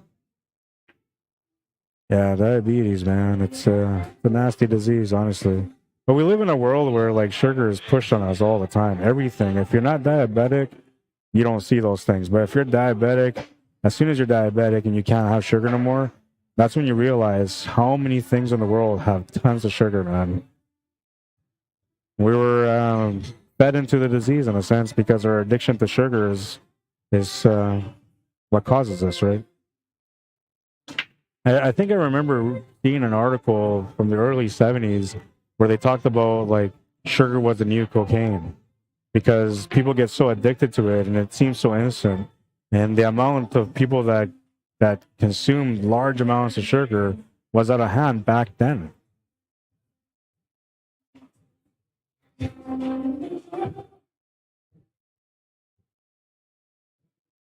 I mean, it's not that you can enjoy it either. I mean, you can enjoy sugars, not if you're diabetic, of course, but prior to, you can. You just have to be careful about how you manage that, right? So if you're eating lots of sugars, make sure there's some exercise afterwards, or, you know, you're doing something to burn some of that, right? Make sure you're not eating like loads of sugar late at night, all night long when you're being lazy, sitting on the couch. #1 recipe for diabetes. Don't do it, man. As long as you're doing something after you eat your carbs and your sugars, something that brings down those carbs and sugars, then you're balancing it out, right? And I don't know. Good safety. I don't know if I caught it, but that was a nice safety. He's going to have to work this out. This is a beautiful safety, man. Perfect weight, perfect spin, perfect angle. Nice safety.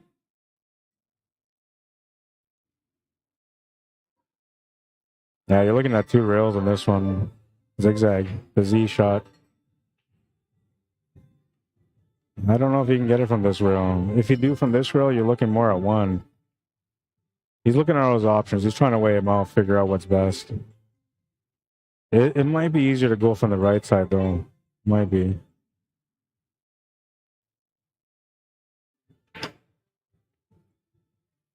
Just try to hop over in between that 5 and 7.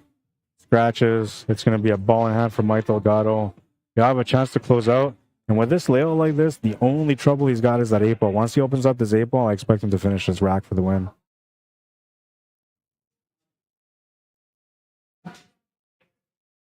Yeah, that was the only problem he had. And I guess this would be the next challenge, right? So he's going to have to make this to the bottom left corner. And the cue ball is going to go sort of towards that 7 ball. You know what? Because of that, he might actually make this to the bottom right. Because if he makes it to the bottom right, he can check off the left cushion, come back to the right, be better on the 5. Takes a little bit extra power, but it's a better result. Harder shot, though.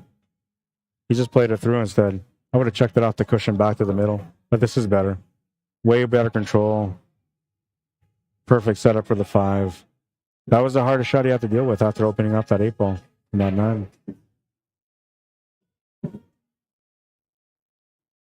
Yeah, he's just smooth sailing to this, man. He can smell the finish now.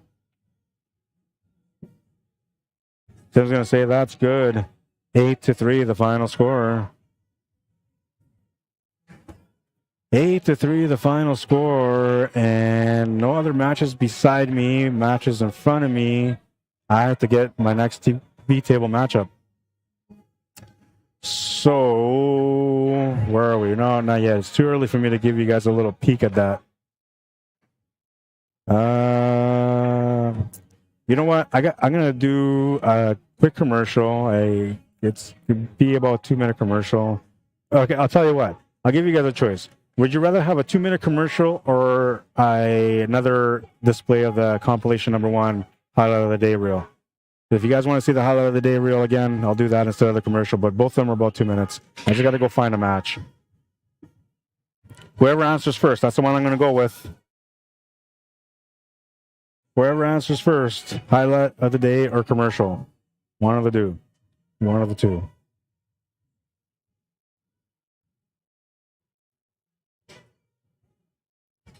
It's about a 15-second delay on the stream, so I'm waiting right now.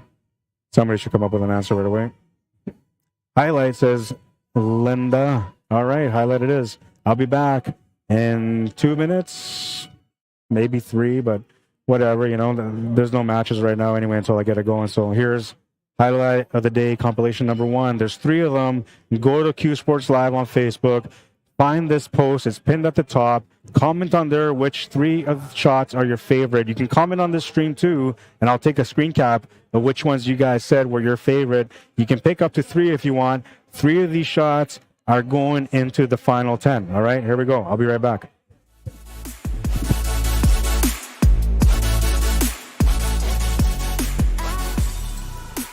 Guys, the cross bank side. What a shot.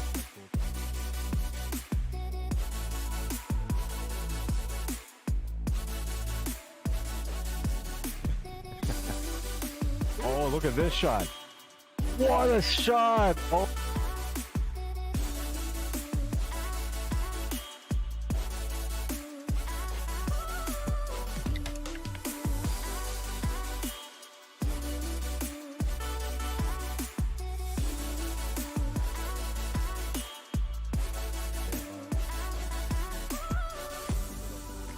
Things that he doesn't have.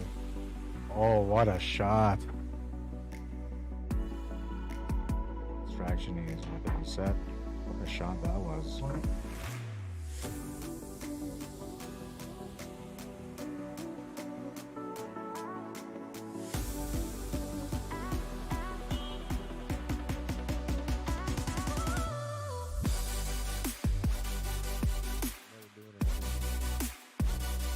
Oh, what a shot.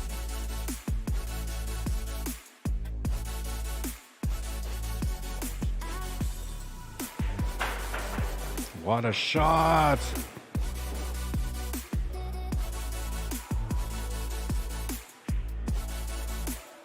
Oh, he called that shot.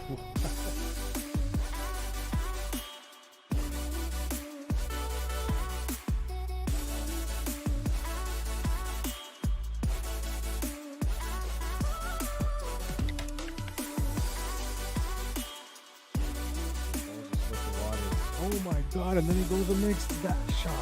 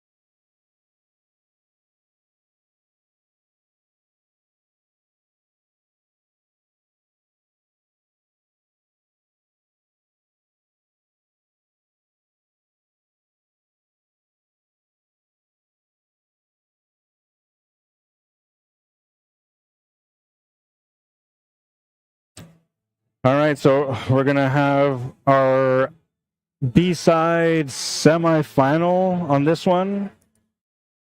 These guys are about to get going. Flipping the coin on the table, and not sure who's going to get the break first. But this is a B-side semifinal matchup between Andy Kempa and Sean Quincy. And this is a B-side semifinal. I don't know if I said that, but it's B-side. And it's a race to 6 for Andy, a race to 7 for Sean. Alternate breaks. No 3-foul rule. The 2-ball gets racked on the back. And I think that's the only... Oh, yeah, no golden breaks. And that's it. That's the rules. No golden breaks. I don't know if I said that, but no golden breaks either. All right, so we're moving into rack number 1. I'm starting to, get hungry now, so I might go order some food soon. It's 11:24. I should go order food right away, actually. It's kind of late. All right, so we got a couple of... everybody was saying highlights. You guys enjoy those highlights, right? It's nice, honestly. The highlight of the day compilation number 1, it's a nice highlight, man. The second one is a nice highlight too, and the third one is a really nice one as well. So you guys are in for a treat. I'm gonna release them, slowly, because I want to give people a chance to be able to go on Facebook, on our page, and to comment which shots they thought were the best ones. And I want the viewers to have the choice of which shots make it to the final 10, right? So from this compilation number 1, 3 shots will make it to the top 10. From compilation number 2 and number 3, 4 shots will make it from each one of those to make it a top 10. No, wait, that's 11. Well, whatever, I'll figure it out. 4, 4, and 2. Or, no, sorry, 3, 3, and 4. That's what it was, 3, 3, and 4. So I'll do 3 for the next compilation and then 4 for the final one, compilation number 3. But there's some amazing shots, I'm telling you. Like, you have no idea. And this year, like, this is day 1, the very first stream of the year so far, and we got some amazing shots so far. Next year's compilation is going to be incredible, man.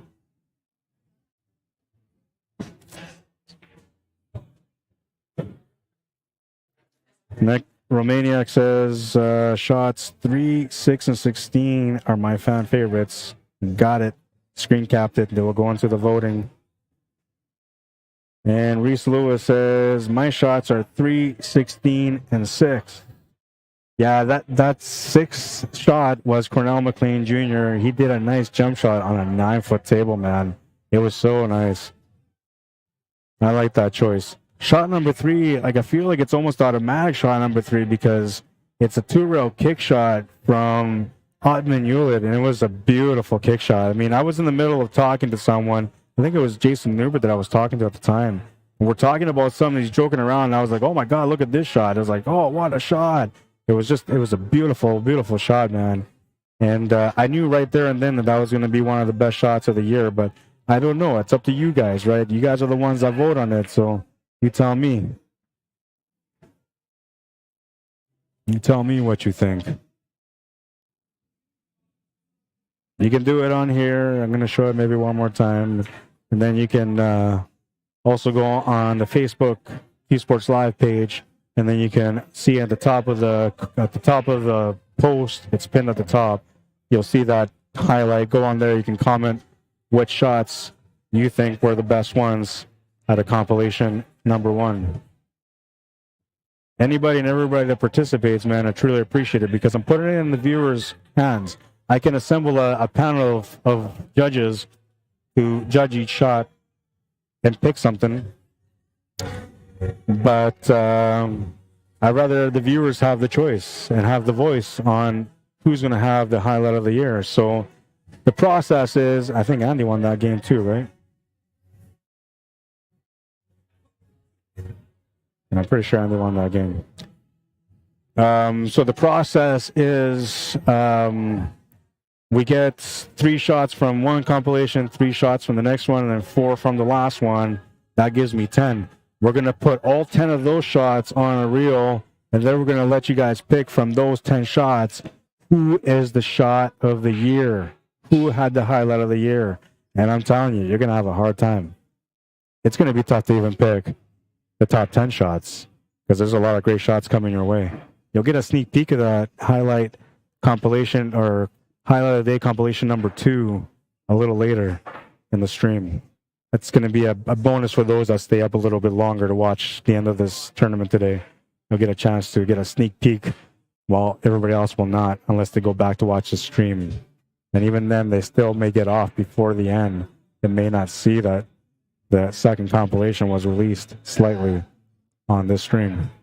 It's like a sneak peek, a little preview, a little teaser.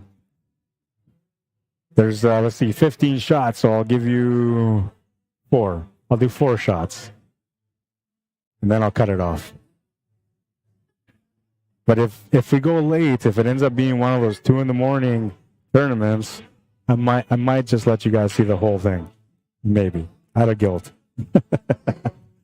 But I'm gonna want at least like 40 viewers on for something like that to happen at 2 in the morning, and that's gonna be pretty hard because most of you guys are gonna be knocked out by then. Reality hits tomorrow when everybody goes back to work, man. That's just reality. The most dreadful Monday of the year, January 2nd.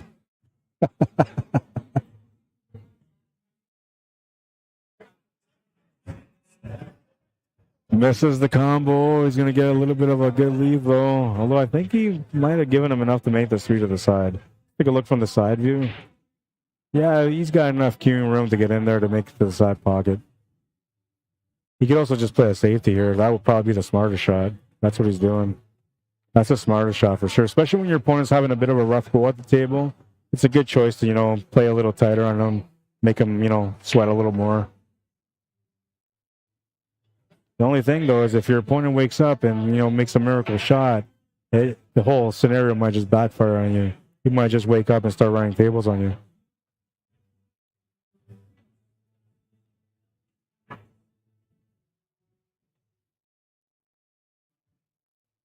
Aaron Downey, how you doing? Brad Hedges says, watching from Virginia Beach, we play a lot of good Canadian teams while in Vegas for VNEA. Yeah, there's a lot of great teams that go out there for sure. And I mean, here from Winnipeg, in Manitoba, we have so many teams that go out there to play every year, man. They love going out there to play. It's like the one reason why everybody wants to play Pool League, man, is so they can go out there and be a big part of the show. I mean, it's not the only reason, don't get me wrong. There's so many reasons why so many of us play Pool League. Most of the times it's because we want to hang out with our friends and, have a good time on Pool League once a night or twice a night or 4 times a night if you're a crazy Pool League player. There's a lot of people that do that.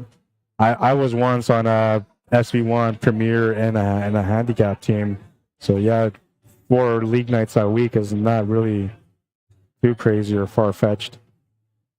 For me, it is now, but a few years ago, man, I would have signed up for five days a week if I could have. I'm hoping this isn't my last year playing league, but it might be just because the pain right now is just too much. If things change, in a couple of weeks or a couple of months from now, then I might consider playing again next year. But as of right now, this might be the last year that I play, and I'm hoping to go out with a bang. Hopefully, my team and I can have some great success in the playoffs, and I can walk out as a champion.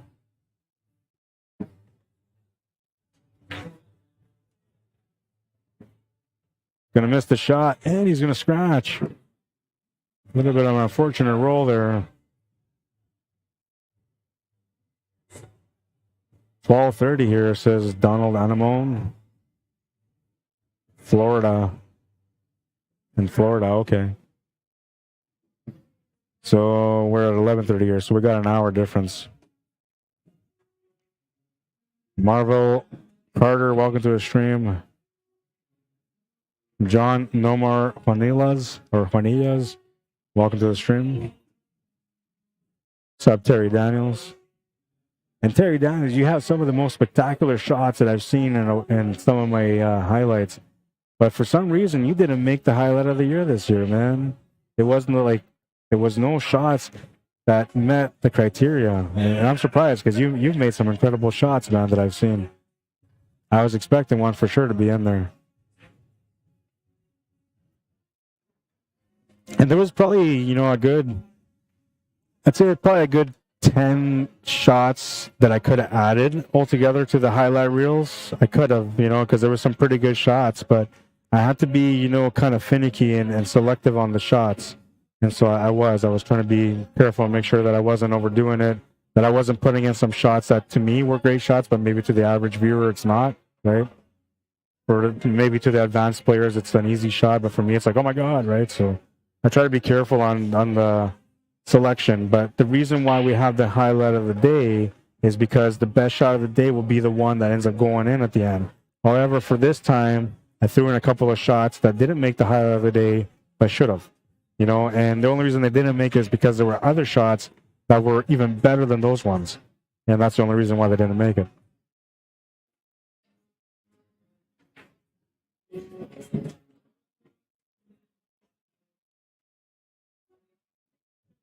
And I'm going to go order my food because if it gets later, I may not end up getting a chance to order.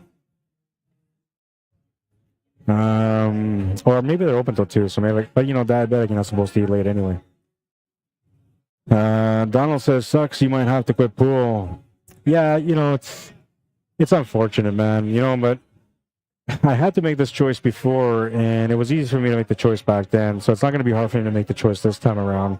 But I came at a crossroads where I had to decide on whether or not I wanted to keep playing pool and burn out my body doing that while I'm enjoying the game, or if I wanted to just stay away from playing pool and just focus on my work and just try to promote and grow the game for as many years as I can until I can't do it anymore. And so when I had to weigh out one versus the other, I really considered about the idea of playing pool and being the best player that I could be, and you know, maybe going after some big titles in my last few years. And then I thought about everything that I do and how much it means to me, this journey, why I'm here, why I started this journey, and what I see for the future on how it's going to end. And when I consider all those things, I said to myself, you can't play pool, man. You have to choose your passion and what you're doing for pool over going out there and just shooting some games to win. So, you know, I sacrificed it then, and it looks like I'm going to have to sacrifice it now again. It might be temporary, right? It might just be for a month or a few months or a year or a couple of years. Maybe eventually things turn around and they get better, but I'm not too optimistic when it comes to diabetes because, you know, they usually say that whatever damage is done through diabetes is irreparable, irreversible, right? So I just don't know. But I'd rather just walk away and know that I made the right choice and focus on what I can do than to, you know, have regrets in the future where, like, I try to play more and ended up not being able to play, ended up not being able to finish doing my work. And, you know, then there's what I could have done, what I should have done, right? I don't want to be that guy. So instead, I'll make the choice to make the right sacrifice for the future of the growth of pool and for what I do. I mean, I'm not going to really change the world in pool. I'm not. That's the reality. But what I know is that I love what I do. I'm good at what I do, and people enjoy watching the streams. And I teach a lot of people, you know, a lot through my streams. So it makes a difference. To me, that's more important. 2-1. But don't get me wrong, I'll miss pool. I'll miss pool every day of my life. Thankfully for me, I can do this work, and it helps me stay connected. But playing the game, going out there, running people out, and making them scared when I'm at the table, man, that's a beautiful feeling. Yes, trust me, that's what it is. You know, when you're playing your best, you're a monster out there, and everybody's scared of monsters, man. Doesn't matter what kind of monster. If you're a pool monster, people are scared of you too. And when I'm playing my best, I can be one of the scary monsters on the pool table for sure. And but you know what? The work is important, and the future is important, and no guarantee on what time I got left in this world. So I'll just do my best that I can with the time that I got to promote the game as best as I can. I'll still play racks here and there when my body's feeling all right. I don't think I'll be playing pool league or tournaments anymore. Smash and break. He makes the 9-ball off the break, but there's no golden break. So that 9-ball will get spotted. Because it's getting spotted, it's going to block the shot on the 1-ball for the opening shot. And we're going to be looking at a push shot here.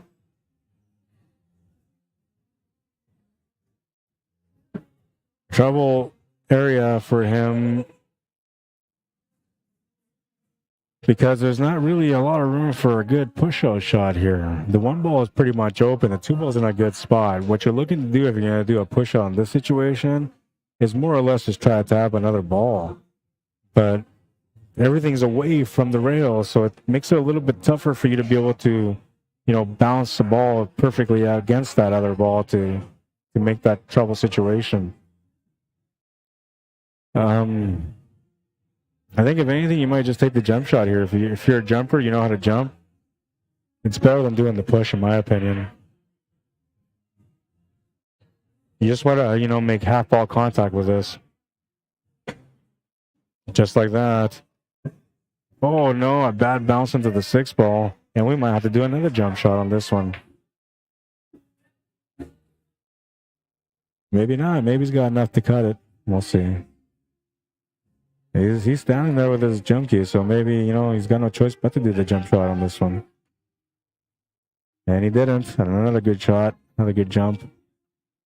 He'll get a little bit of luck here on the leave.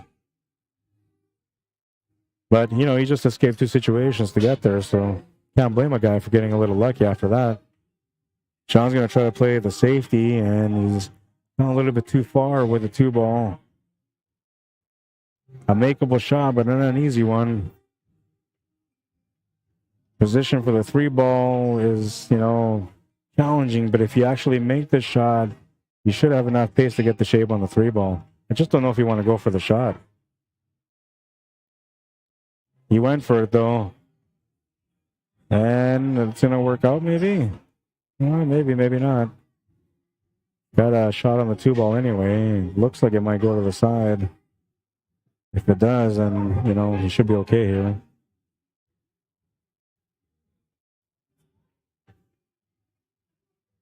Not sure if he missed the shot, if he was trying to play safe, but by the leave, it looks like he just missed it.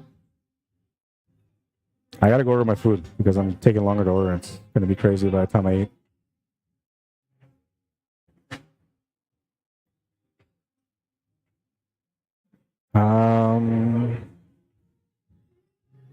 Bryce Johnson says, I'll have to finish my league this year on a knee scooter. That sucks, man. But and that, you know, that could be a solution for me, maybe, having a knee scooter, and then, you know, I alleviate the pain from my legs. So that's something I'm going to consider maybe further down in the future if things don't get better for me, which I'm hoping they do, but, you know, they say that it won't, but I'm hoping that, you know, it will.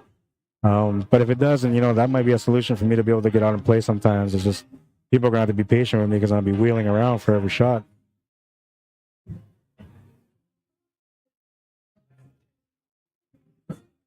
But I don't know, man. I think when it comes down to, you know, having to choose between doing what I love and playing pool, which I love, I truly love, this work is important. To me, it's important. Reese Lewis says, well, tell me how lucky of a guy I am because Derby City is opening up soon, and guess what? This guy's going, so I'm lucky it is in my backyard. I get to watch it every year. Can't wait. That's awesome, Reese. I envy that, man. That's a great tournament. Lots of great players show up for that one. Jason Shaw's been dominating it every year, though, but, you know, it's a great tournament. Lucky to have a chance to go and watch that live, man. Cameron Rorig, welcome to the stream. Stad Al-Ghatani, sorry, welcome to the stream. Didn't mean to butcher your name. It wasn't intentional. If I did, I'm sorry. Dean Custer, Max Roycroft Sr., welcome to the stream. Donald says, that's true. Just keep on promoting.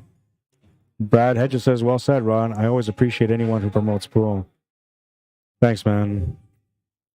Donald says, I love shooting pool, but don't do leagues or tournaments. Yeah, well, not everybody does, right? I mean, when I started playing pool, I got to go back and see one that one. That was Andy. Nice shot, Andy. Nice little back cut on that one to tie it up. When I started playing pool, tournaments were something I didn't know about, so I just went around to pool halls and shot. And I did that for a little while. Then eventually I found out that there was tournaments. I had no idea what tournaments were, but I went out there to try them out, you know, and what was supposed to be just an experience became a lifetime of pleasure, man, because from that point on, I just loved to play in tournaments, man. Then, you know, for a little while, I kind of broke free from tournaments and just focused on league only. And I felt like my game it was still going good. Like I was still competing. I was still getting better, but the growth process slowed down a little bit. And I never really understood why. But then, you know, I ended up playing league for a few years, focused on that. Then when I decided to, you know, really try to get better, I started going out there to work on my game and practice every day. From there, I started playing in tournaments as much as I could. And that's when the real growth came in, you know, because then I was dealing with pressure situations. I was learning where my shortcomings were coming from. I was learning where I could grow, where I can get better, what I was good at, and how I dealt with different pressure situations, right? So, not sure what that was. I think that was a push. But the push was supposed to make that 9-ball. Instead, he didn't make the 9-ball. John's going to give him back the table. I don't know if he can make this 1-ball. He should be able to at least hit it anyway, but it might require a bit of a masse shot. If he jacks up his cue, that's what he's doing. And he didn't, so that wasn't what he was trying to do. And now it kind of becomes a bit of a chase for the 9-ball, sort of, because the 9-ball's sitting deep in the pocket. It shouldn't be like that, but, you know, that's usually what happens when the 9-ball gets close to the pocket. We become chasers, man. Darren Carson, how you doing? Jim Horn, welcome to the stream, or welcome back, I should say. Leo Purcell, how you doing? Happy New Year. Yachengir Singh, how you doing? Happy New Year to you as well.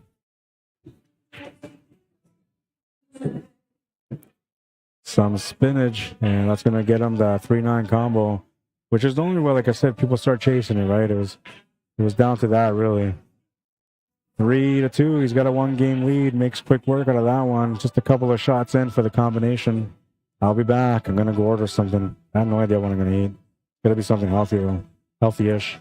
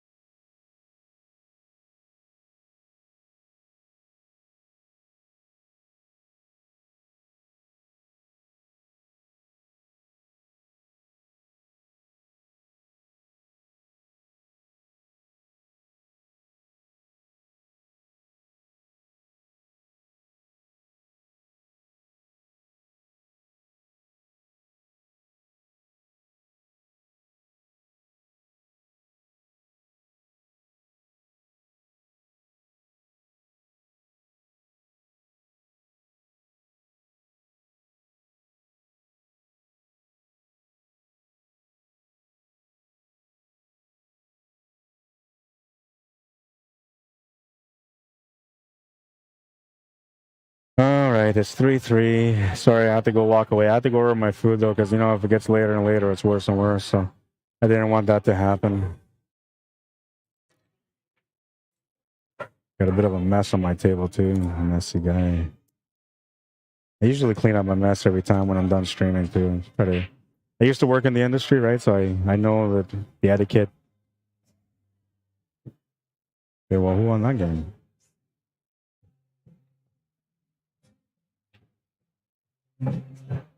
Was it Sean?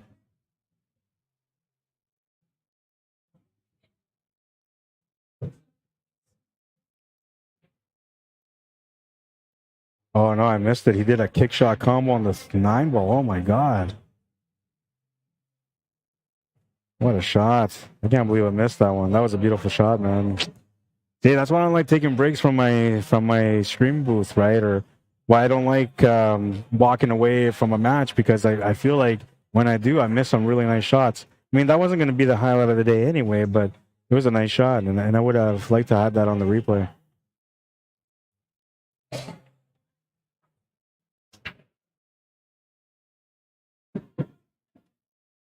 Yeah, Hangar says Happy New Year. Thank you, man. Appreciate that. Petra Jane, how you doing? Leo Purcell says, hey, Rod, Happy New Year's to you. Thank you, man. Appreciate it. Same to you. Elaine Arsenault, how you doing? There's a name I haven't seen in a little while. How you doing, Elaine? How was your holidays, man? Al Douse, welcome. Welcome back.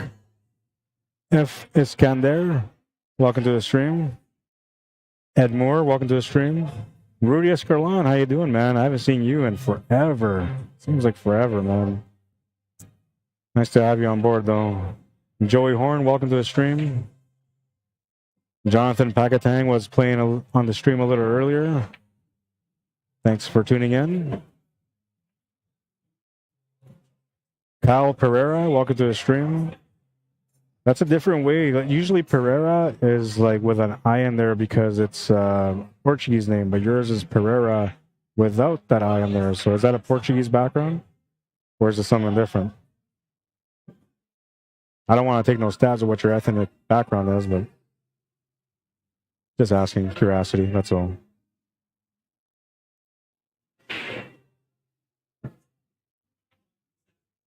Nice shot on the 3.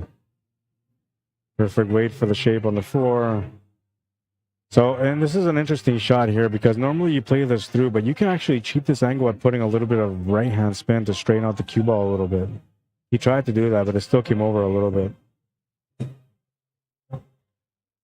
And the only reason why is just because a little bit too much spin on it, a little bit less spin, and it would have been even straighter as a result.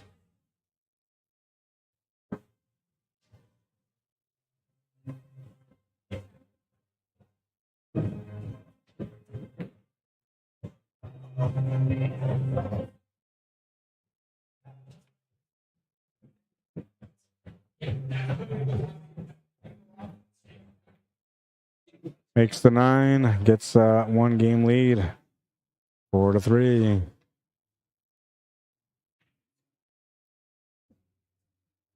Bit of a grind out match on this one. Oh, it's 5-3. Sorry, thought it was 4-3. It's 5-3. I had the wrong score. And the winner of this will play against Joey Bolio, who is patiently waiting while he's warming up.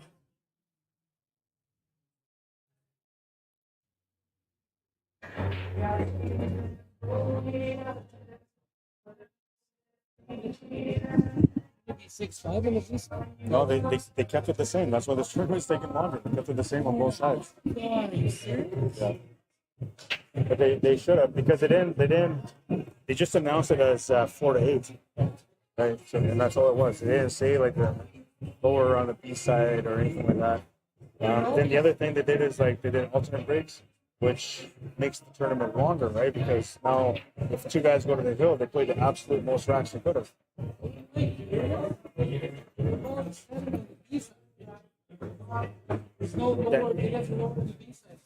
Yeah, whatever you race on the A is the same on the B. I say 2.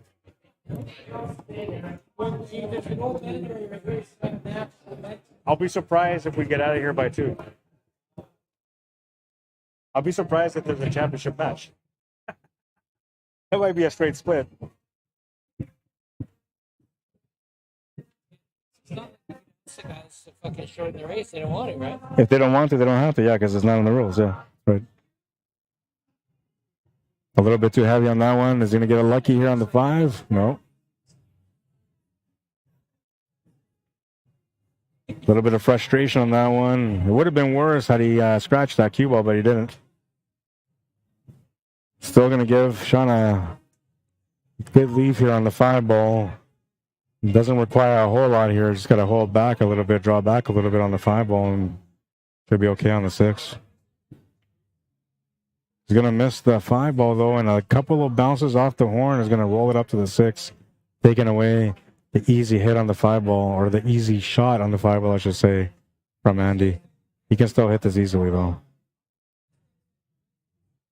Good response, good reply. Keeps him on the short side, too. He can still try to make this escape shot here, but it should be easier to get the contact point on this 5 ball, but the distance it travels makes it harder to make the shot. He almost made it to the side pocket off a fluke. Not what he was trying to do. He was just trying to play safety there.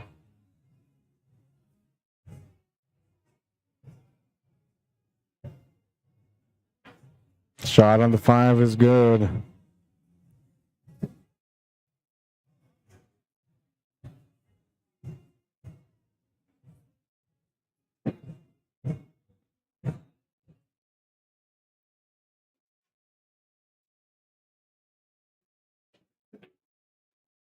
Oh, man. Then it wiggles his way into the scratch.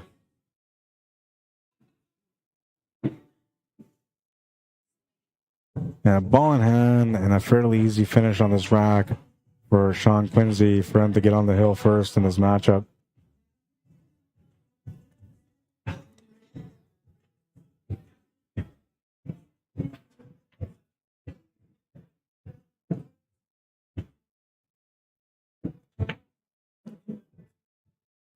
Makes the shot on the 9, is on the hill.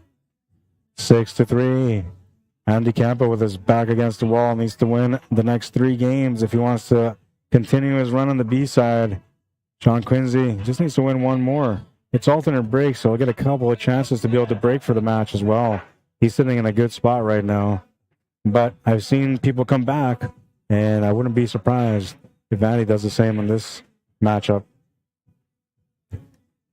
I think, was it our first matchup or our second matchup of the day today? It was Charlene Maines playing again. I think it was the first one against Chris Mason. Maybe it was the second one. I don't know. But Chris was up 4-1. And she came back to win 6 straight games to win 7-4. So comebacks have not been shy at the table. Hill matches haven't been shy either. Been a couple of those today. Needs something to go in off the break, and something went in. He's needed a shot on the 1 ball. He's got that as well. The next thing he needed was to have a decent layout, which isn't too bad right now. Only 1 trouble situation. Other than that, everything looks pretty good. I think what matters here is whether or not he decides to try to break this out. If he stays patient on this 4 ball, then he should be okay on this table. But if he tries to break it out right off the hop, he's going to get into trouble. He tried to break it out right at the hop. That was going to be a problem for him right at the hop, but he's going to be able to play safety here. It's going to be too hard to make it either. Ooh, a little bit of luck maybe. Oh, yeah, just enough. That almost was a wide open shot on the 4 ball, or on the 2 ball, I mean.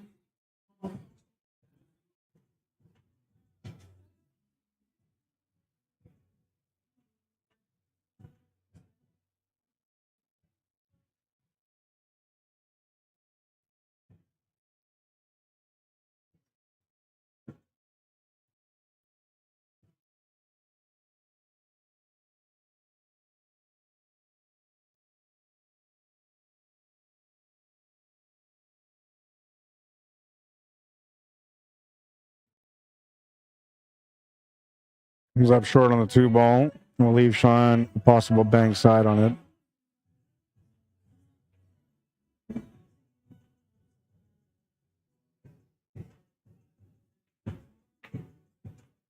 A nice bank. A very nice bank. It's great shape on the 3-ball also. Needs to draw back up for the 4-ball, and he'll miss the 3-ball for the shape on the floor. And he's left Andy a bit of a peak on this 3-ball. Enough for him to make it for sure, without a doubt.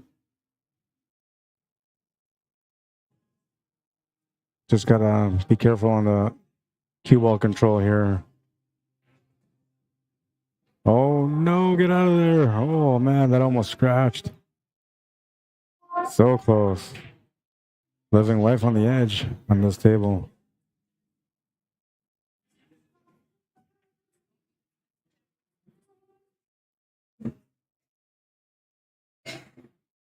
Got a nice angle here to be able to follow this through to get shape for the 6. Easy on the pace, though. Easy on the pace. Might have gone a little bit too far. Is that for me? I'm going to go get my food. I'll be right back.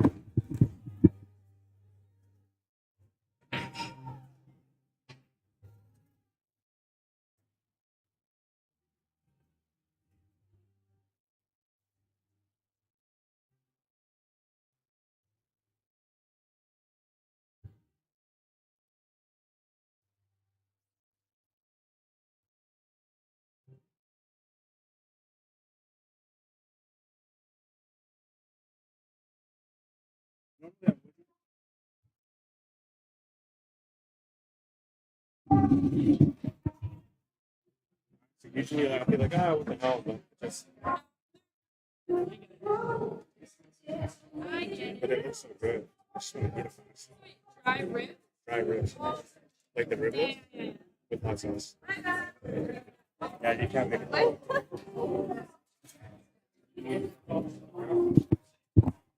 All right, so wrong order.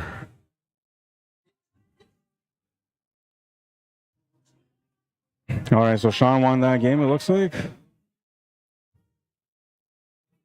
that what happened? I'm looking at the shots right now.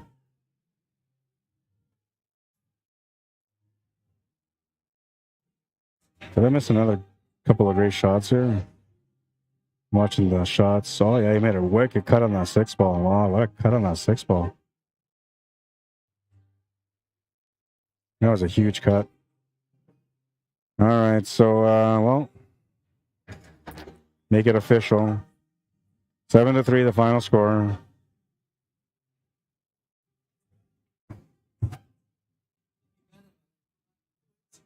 Couple of bad rolls, too. Couple of really bad rolls, too, man. Yeah. All right, so it's going to be, we'll push on Quincy on the left side this time. He's playing against Joey Bolio. It's good seeing you, brother. Happy New Year, man.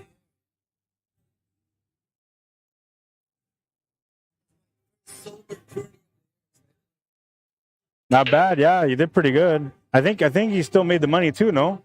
I think you did, yeah. Something, yeah. Better than a pat on the back and a handshake, right?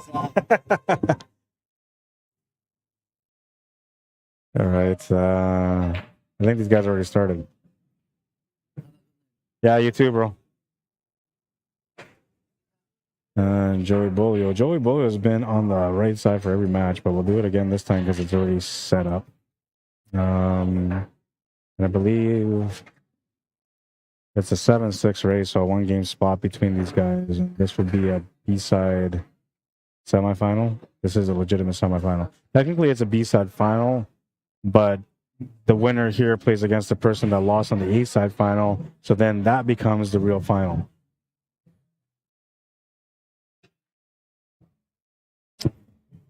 All right, so that was just a warm-up for Joey, just getting a feel for the table, I think. Or no, maybe it wasn't.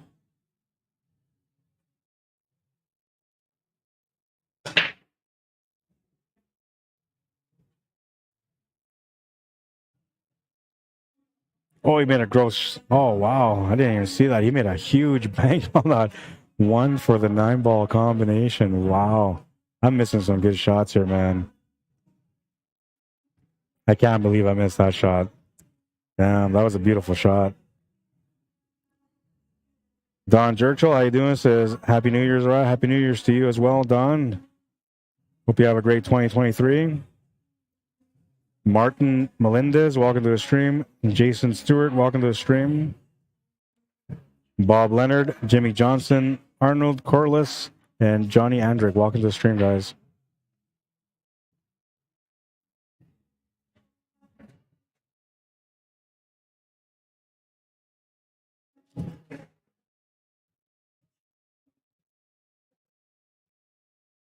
Nice cut on the 3. It's a couple of bounces here for the shape on the 5. Almost got it, but came up a little bit short. He is in line with the bank side, though. Also for the cut.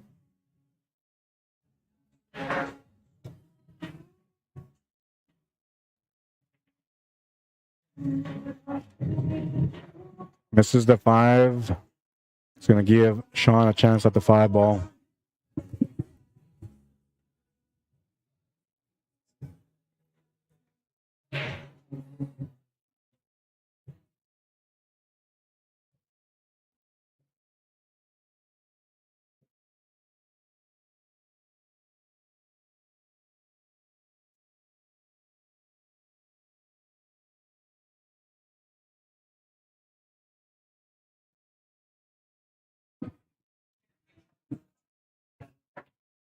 Well, this is a nice, really long jump shot. I'll be impressed if you can make this one. Lost the cue ball. I'll be right back.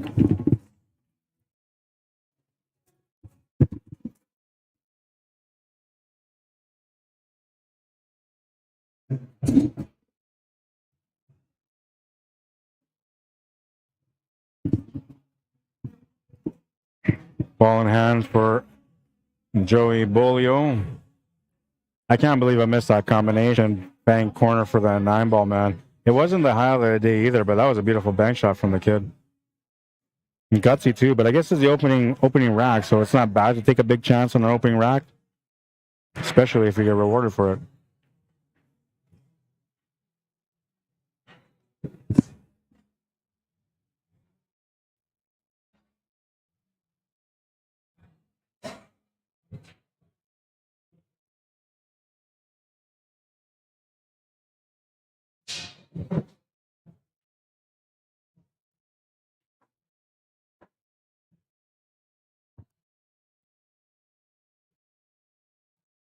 Comes up a little bit short on the 9 ball here. Should still be okay to make it, but oh, maybe not. This is a really tough layout on the 9. He'll make the bank shot for it though. Telling you, man, this kid only started playing about a year and a half ago. Dangerous player, man, already. Take a look at that bank.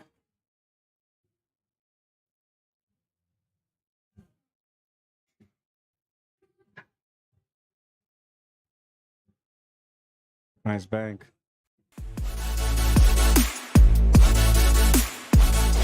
Oops. I had the highlight reel on there and it went and turned it on automatically. I apologize for that.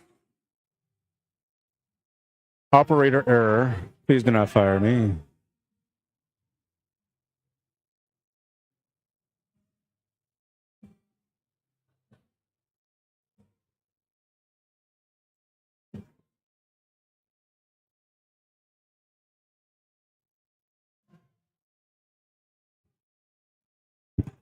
Two 0. We're going to move into rack number 3. The young Joey Bolio to break.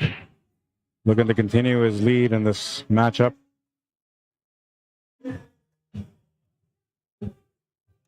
Came up dry on the break.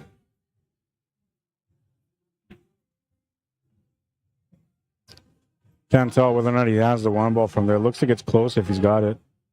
He could definitely make the shot to the corner though anyway if he doesn't have it to the side. But I think he's got enough for the side. Went to the corner. A little extra kick on the 6 ball is going to shape him up for the 2 ball. He has to break out this 3 ball now. 2 ball has to go around the table a little bit here.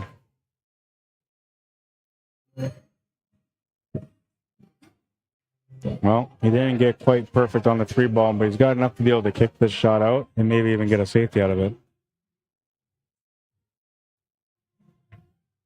Oh, he can see enough to hit it, and look at that. What a shot.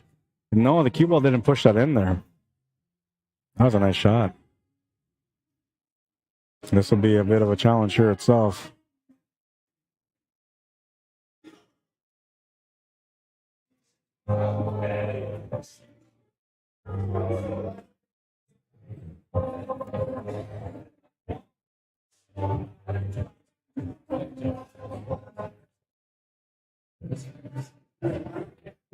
Oh, and look at this shot. Oh, but then he scratched. Unbelievable. Take a look at that 3. I didn't think he could even hit this properly, but he hit this spot on right from the edge and made it. Oh, he got a kiss off the 6-ball. That's how it went in. Okay, I got it. I'm thinking he never even, like the cue ball never even touched the ball to push it through, but it got a kiss off the 6-ball. That's what pushed it to the corner.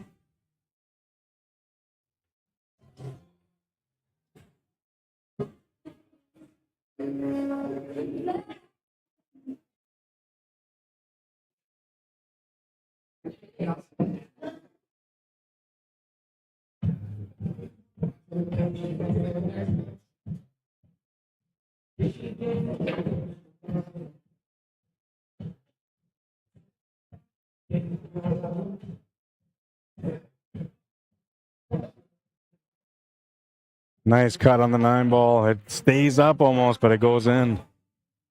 Nice little touch on the finish there. 2-1. He's on the board.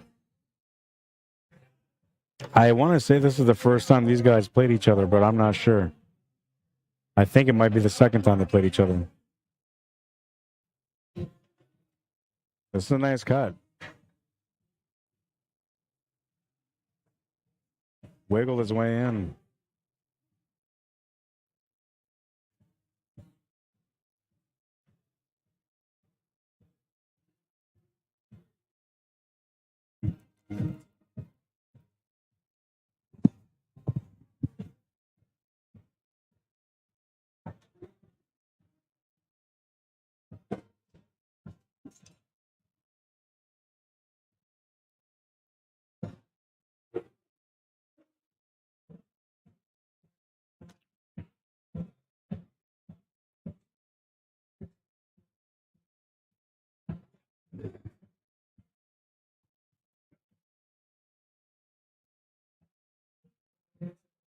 Dry break with a massive spread on this table. This is not good for Sean.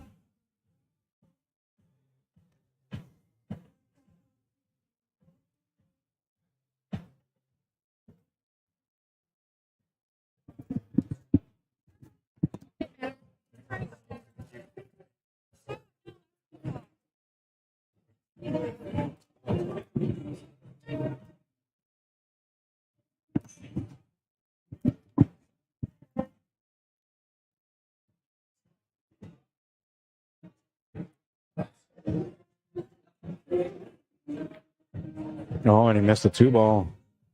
That's not something that's too common from this kid. You don't really see him missing shots too often. But, I mean, he does miss them. Still young, like I said. Just not something you see too often, that's all. Great leave, though, on this 2-ball.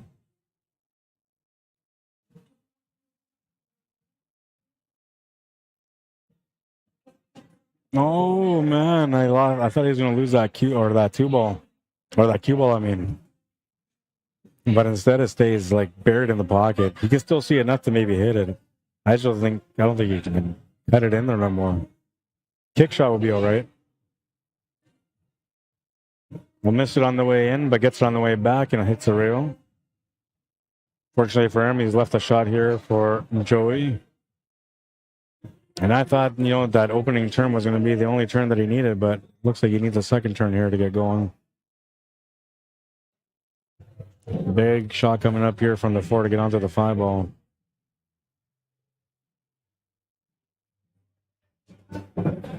Just stuns over with a little bit of throw. I was expecting a big draw shot on that one.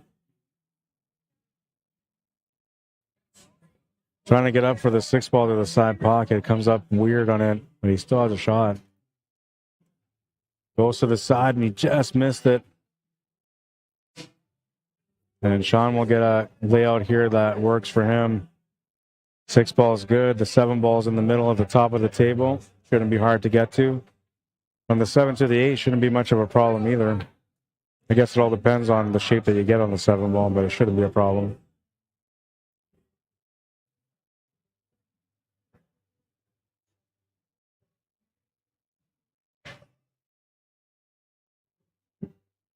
Trying to get past that 8 ball. He's going to run into it instead. Leaves him a challenging 8 ball.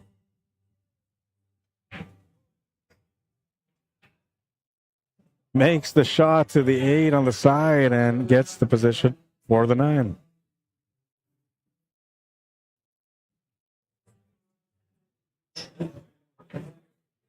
Oh, I think he double tapped something there. He was giving him the table back.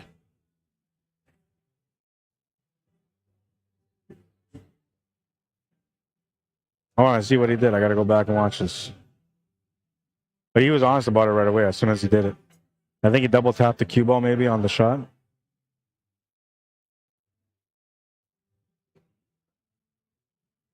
No, I'm not sure. I'm not sure. Why do you give it back to him for? I'm trying to look at it, but yeah, I guess he's claiming that he double tapped it on the way through. Maybe that's what he's trying to say.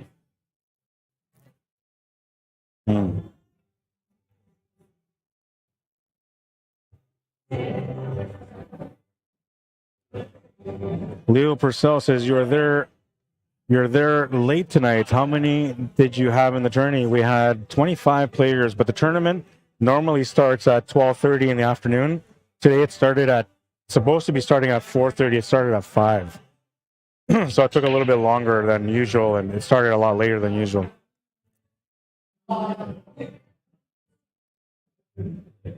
Yeah, so it's 3-1. Okay. Forgot to update that too.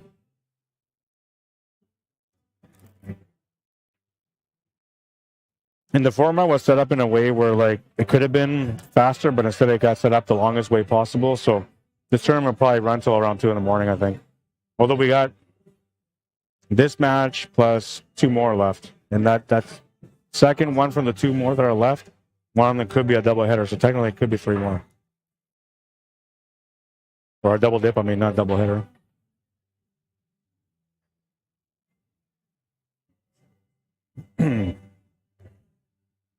Brenda Francis Baptiste, how you doing? Joseph Tamayo, welcome back. Robert Griffith, welcome to the stream. Roy Dalton. Brett Miller. Mike Cornelison, welcome. Sam Martell, how you doing? Maggie McGrath, welcome to the stream.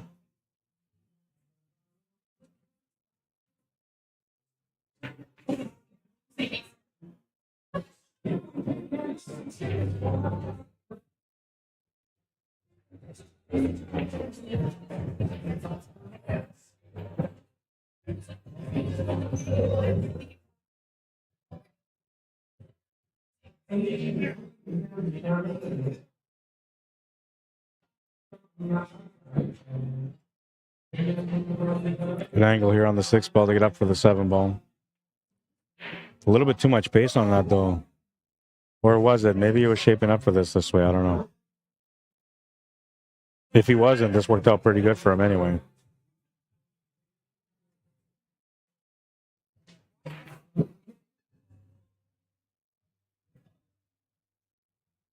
Bounce off the horns. Oh, man. That could have been a scratch. Instead, he does a double kiss. Perfect shape. 4-1. Quick work on that rack.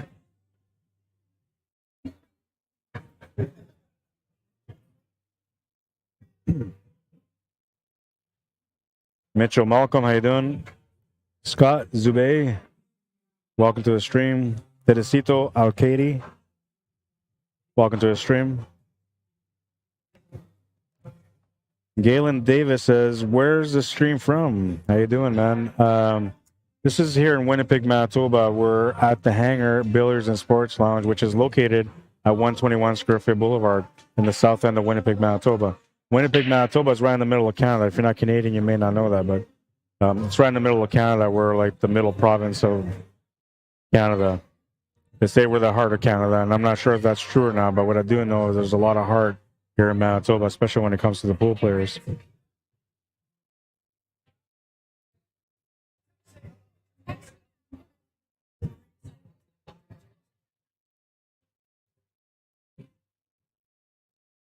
On the push.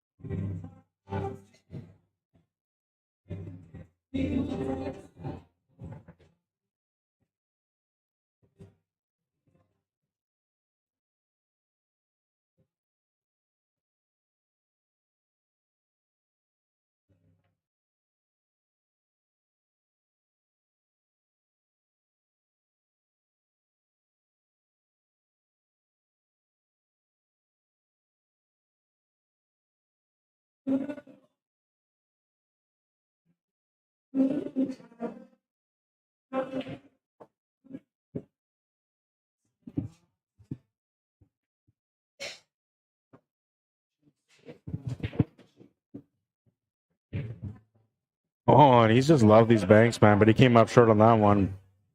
A little too careless on that one, and the worst part about it is he left his opponent a shot on the 9. Not an easy one, no, but still left him a shot nonetheless. Comes up short on the 9, and he's going to give the kid a shot at this 9 ball, and he's got a difficult 9, but he likes his banks, man, so he might just go for a bank on this one, too. Calculating it now, working out the contact point and angle. Came up short, and this time it's not going to be good, though, because he's giving his opponent a shot at the 9, a real shot.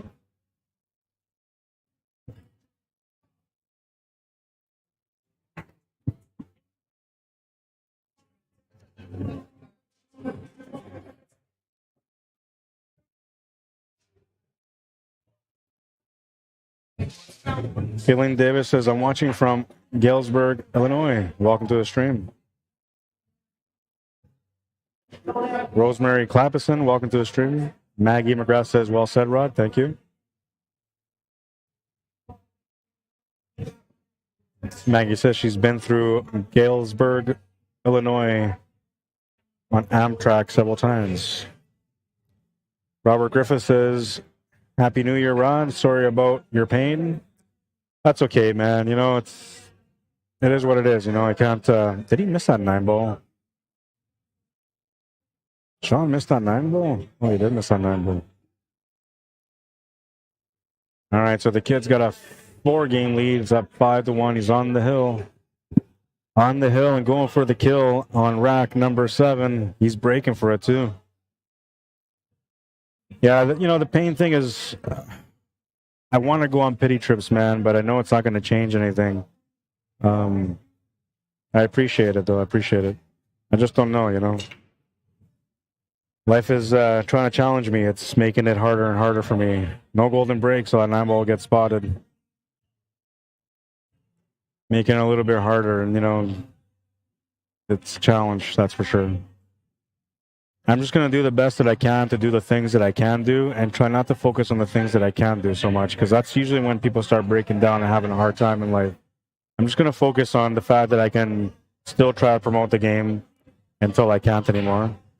And what a great shot that was. A nice shot. With position almost perfectly for the 2 ball. He might take this 9 ball for a ride here. Shouldn't though, but he might. He didn't.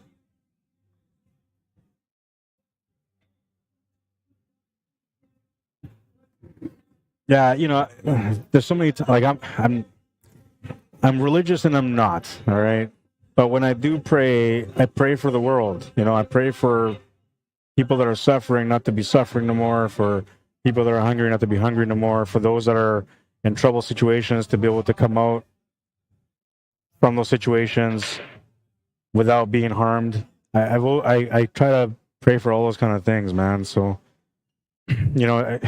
when I feel this, I understand that it's just part of the life, and we all go through things. And I think I'm just happy to be here, to be here for the journey still. I'm young still, right? So I shouldn't be talking like I'm going out or anything like that, but I'm just saying that nobody's ever guaranteed how much life they got. And the only thing that's guaranteed is that, when you wake up, you can do the most you can with your life. And whether you're impeded by something or if you're free for all and can do whatever you want, whatever the case is, just do your best to do something with your life every day. And even if it's, just waking up to be there for those that need you or to take care of those that need you to take care of them, whatever the case is, just have a purpose to your life every day and enjoy it, right? Enjoy the ride while you're still here. So that's kind of where my mentality is at, but it's difficult, man. I'm telling you. When I feel the pain, it's painful. A big part of me didn't even want to come here today to stream. Honestly, I didn't, because my pain has just been really bad for the last few days, extremely bad for the last few days. But I couldn't resist, right? It's been a couple of weeks, and a part of me was itching. I wanted to come say hi, Happy New Year to everyone. So I came down to stream, and I'm hoping that if I rest this week for the rest of the week, that by Sunday I'll be good to come back again for Sunday Open. Taking it one step at a time, literally.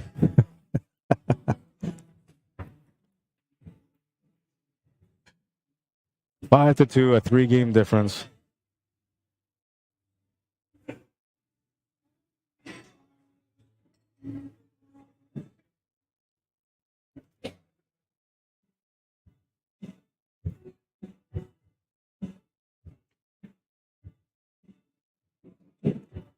Well, the kid's got a layout here that can allow him to get the finish for the win of the match. Just have to try to stay away from any situations that might, cause some troubles for him. Which so far, he's done good to stay away from those situations.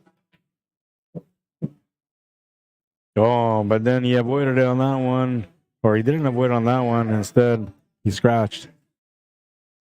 So a break here for Sean Quincy. Not sure if you're going to get too many breaks like this, man. So you got to make the most out of it.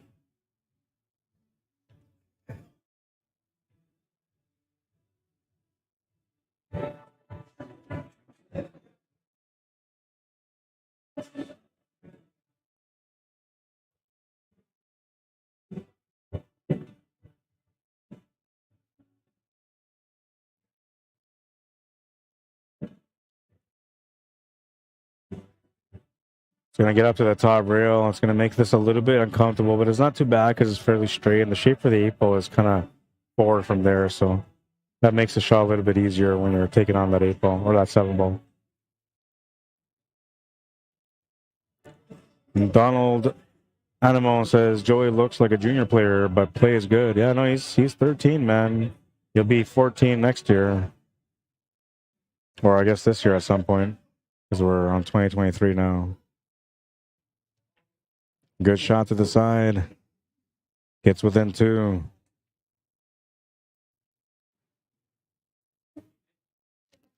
Yeah, he's only been playing for a year and a bit, year and a half, and honestly, very impressive the way he plays, man. What makes him better at this age, though, is not the fact that he just practices a lot and plays well. It's the fact that he competes against these high-level players all the time. So he's constantly putting himself out there, trying to deal with pressure, getting those losses under his belt by learning so much from them because he's not making too many mistakes, and he's getting punished for every mistake that he makes. So therefore, he's learning more from his mistakes than he is from making shots. And he's growing pretty good in this game. Comfortable where he's at right now, anyway. I can see lots of great potentials for this kid by the time he's 17, 18. Be nice to see him, do well and succeed and get to a point where he can, maybe do some big accomplishments like, competing in a world tournament and maybe winning it even one day. But it takes a lot to get to that point. You got to practice a lot. You got to have some great discipline, not just, physical discipline with knowledge, but mental discipline when you're on and off the table, right? And there's a lot to, you know, growing your game in a perfect level where you're gonna be consistent enough to be able to dominate somebody for a world title. And give me a second, I'm just gonna take care of something here. It's the payouts.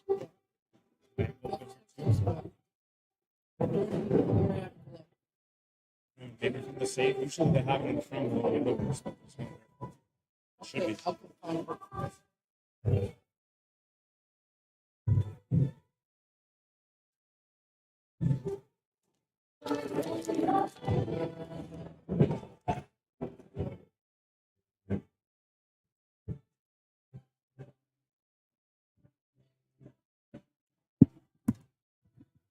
Just getting the payouts here and the challenge bracket so I can update the last matches. Yeah, the kid's going out on this one. Just can't run into any trouble here anymore. All the angles are set up perfectly for the finish.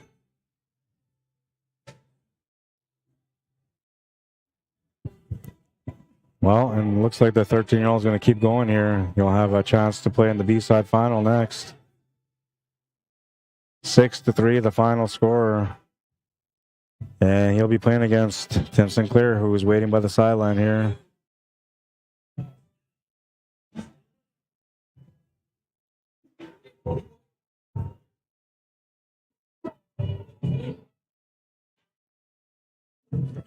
I'll set up the challenge bracket, or the scoreboard, I mean, sorry. We'll put Joey on the left this time because he just played the match on the right. That way you guys all know that it's a different match.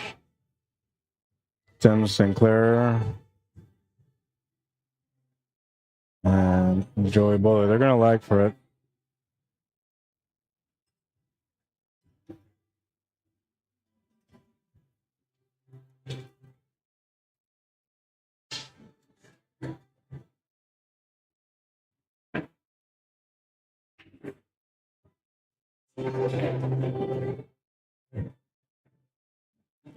Scoreboard has been updated.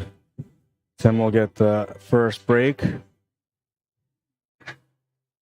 This is B-side final now. Scoreboard hasn't been updated for those of you that keep track of it. B-side final, make it official. And those of you that are still on watching the stream, you're going to get your sneak peek after this matchup is done. Sneak peek of highlight of the day, compilation number 2, coming up after this match. You're only going to get to watch 4 shots. I thought about giving you guys 5, but that's almost giving you a third of the videos, so no. I'm going to give you 4 shots just to make you curious about what the next 11 shots will be like. Little sneak peek. Kind of know the pain, says Donald. Have bone spurs on both feet. Oh, man. It sucks. Honestly, I don't understand what kind of world we live in where we come in and pain is something we got to deal with, not get better on. I'll be right back. I got to go pay Sean for his payout. I'll be right back.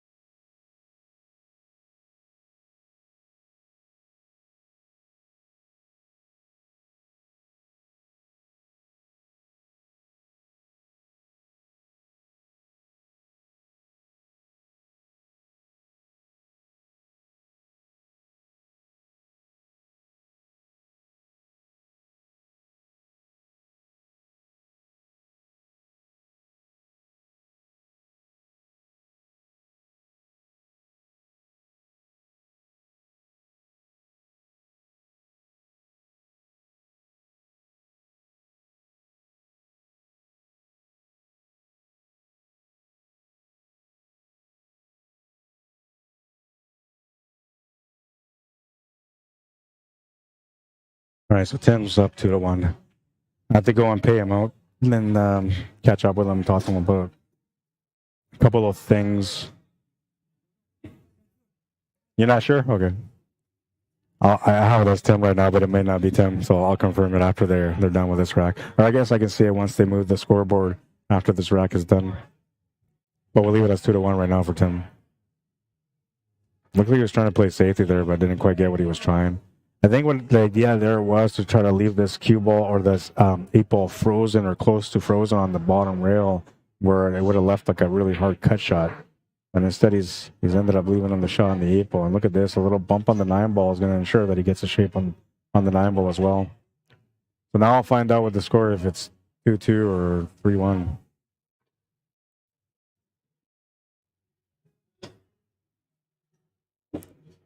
I apologize for abandoning ship for a little bit there, but I have to go pay him out. And it's my teammate, so I have to catch up with him, say hi to them, and let him know where I'm at physically, because I'm contemplating making this my last year for pool. So I'm not trying to put pressure on them, but I'm telling them, I need to go out as a champion. So if I'm on your team and I need to go out as a champion, that means you guys need to start picking up your game so we can win for sure. But honestly, these guys don't need to pick up their game, man. My teammates are really good. All of them can shoot well. I'm the one that's a little rough around the edges right now, but mainly because of my body pain. I can't train. I can't practice or any of that stuff. What's the score, Tim? What's the score? For you? For him? 3-1 for Joey.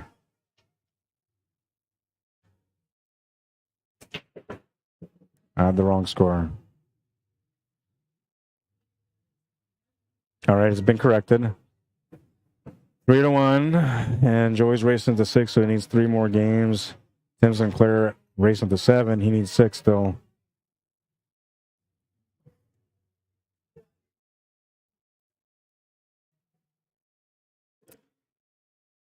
Jeff Seifert wants to know, have I ever seen Cashton Keaton play? That name sounds so familiar. I want to say that I watched him play once, but I don't know. I'd be lying if I said I did. So, I tried to say that I did, so I kind of technically lied, but I'm not sure if I've seen him, but I know that the name rings a bell. Cashton Keaton. How old is he, Jeff? Is he an adult player or a junior player? Bruno DeJarlis, how you doing? Brian Solnier, welcome to the stream. Randall Wasakuna, how you doing, man? Welcome to the stream. Steve Prina, Jerry Serignan. I've never seen a last name with 3 N's in it in a row. That's interesting.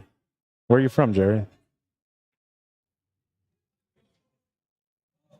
Ruel D. Adami, welcome to the stream.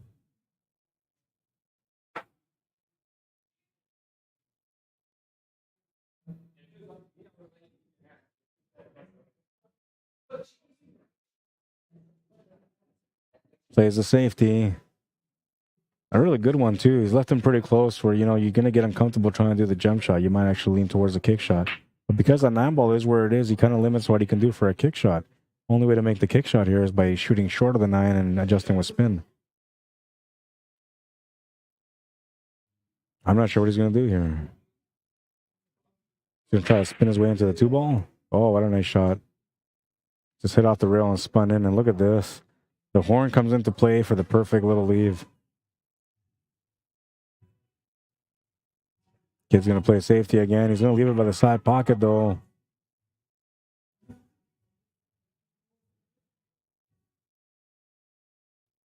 You look at that? Yeah, I'm looking at it. Hang on. I'm looking at it right now. Why is it not letting me look at it? Looks like it just rolls the 2 up the rail. I'm trying to flip sideways, but it's not letting me flip sideways, man. Oh, there it is. Okay. Okay, so here's the shot. Slow-mo? No, I don't have slow-mo, but you'll see if it comes off the rail here. I think it actually came off the rail, but That's what I think. Yeah, see, no, look. It looks like he graces the rail just slightly. Just watch it. Right around where he puts the finger, that's where he graces the rail. Watch. He'll grace the rail just slightly.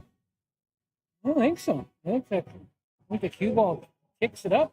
Yeah, I'm going to watch it one more time. Hang on. I can't make it bigger, but See, it comes in from behind. No, it doesn't. It takes a dip, but it never touches the rail. Yeah, it doesn't. Yeah.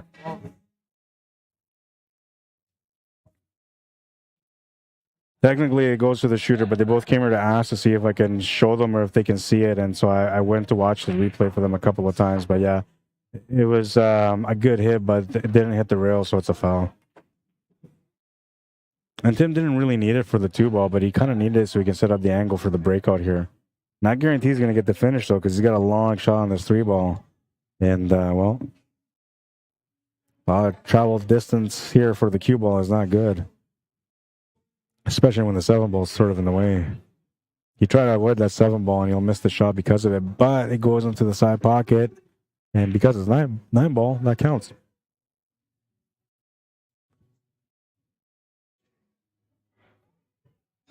Looking to play it safe here. He's going to come up a little bit too far on it. He's giving him enough for a back cut on the 5 to the corner. Now, the only thing is if he takes that shot, the tangent line, let's take a look at the side view, but it looks to me like the tangent line is pushing him towards that side pocket. Now, if he draws this with a lot of extra draw, he might be able to just avoid that side pocket. But the shape on that 7-ball is not going to be guaranteed unless he does something extra with spins. He just avoided it, just like I thought, and he's going to get good shape on the 7-ball. Settles for a bit of a back cut on the 8-ball, keeping it simple. I mean, technically, all he has to do is just draw to the cushion. He's got the 9-ball anyway. He didn't even draw it. He just played it through, natural. Good shot. Good finish. He almost missed the 9-ball, though, but good finish. 4-1. He's got a 3-game lead.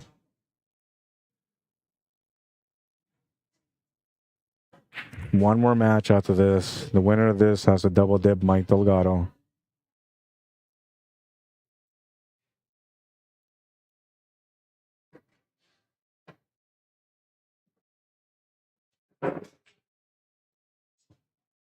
Alternate breaks. Joey Bolio breaking and rack number 6.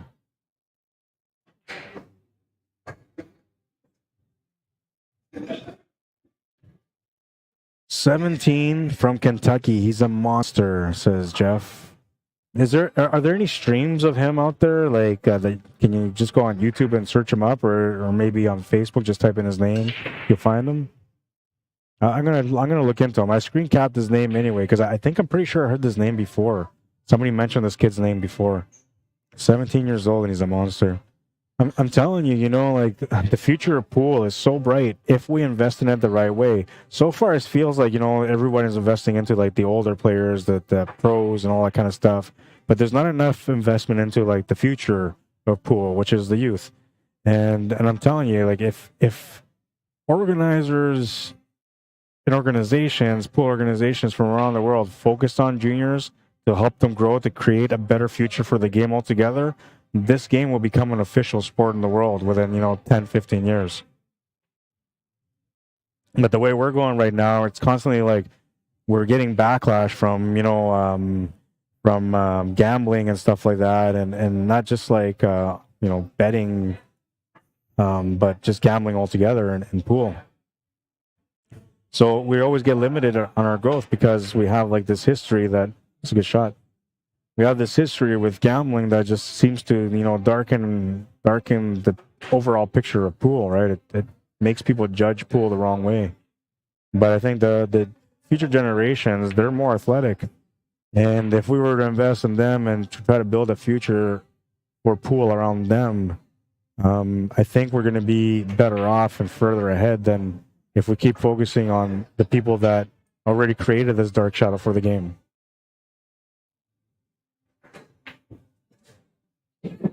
And I'm not saying the current pros are the ones that did that, but I'm talking about the older generation from them that kind of built up the generation now for the adult players like, Shane and them. I mean, those guys still gamble, but they're supposed to, right? They got a great pool player thrives off pressure, and they seek pressure. They want to play against great players that push them around a little bit. They want to have some sweat in it, and so I don't know. I feel like, the future is with the youth, though, and with the female players as well. Because I don't think the ladies get enough attention. Though now, Predator's doing a good job at giving them more exposure, creating a lot of events for them all around the world, which is really nice to see. But they haven't quite hit mainstream. They're not really looked at as something investable, and I think they're wrong. I think that the female players, the ladies, are a great investment for the future of pool. I'm not saying don't do anything for the male pros, because they're good too, right? And they've done a lot to get the attention on the game so far, like they have. But I'm just saying that we're coming up short here, and I think when you come up short for this many years, you need to start looking at the recipe that you have for success and maybe change the recipe a little bit. Add some new flavors and spark it up a little bit, But that's just my opinion, and honestly, chances are that will continue to be the same way that it is for years to come. But my job and the job of many others that are out there trying to promote and grow the game is to try to change these things for the future of the game, to make a better future for those that are just starting to play the game, and for those that aren't even born that will be playing the game one day. Kyle Ashmore, how you doing? Leo Purcell says he just turned 16. Yeah, on TV Mike stream. Okay, I'm going to check him out. I'm friends with TV Mike, so I'll check him out. Fargo top 10 in Kentucky. He's number 2 behind Nick Varner. Wow. So he's a real monster, man. He's a real monster. I'm going to check him out. Who is he sponsored by? Did anybody pick him up yet? Usually when a player is that good, they get sponsors, right? And I mean, these sponsors are all kind of fighting for these players now because there's so many great talented players, and everybody's getting a little bit more aggressive on sponsoring these players, right? So, but is he sponsored by anyone? Oh, he's gonna end up hooking himself on the 5-ball.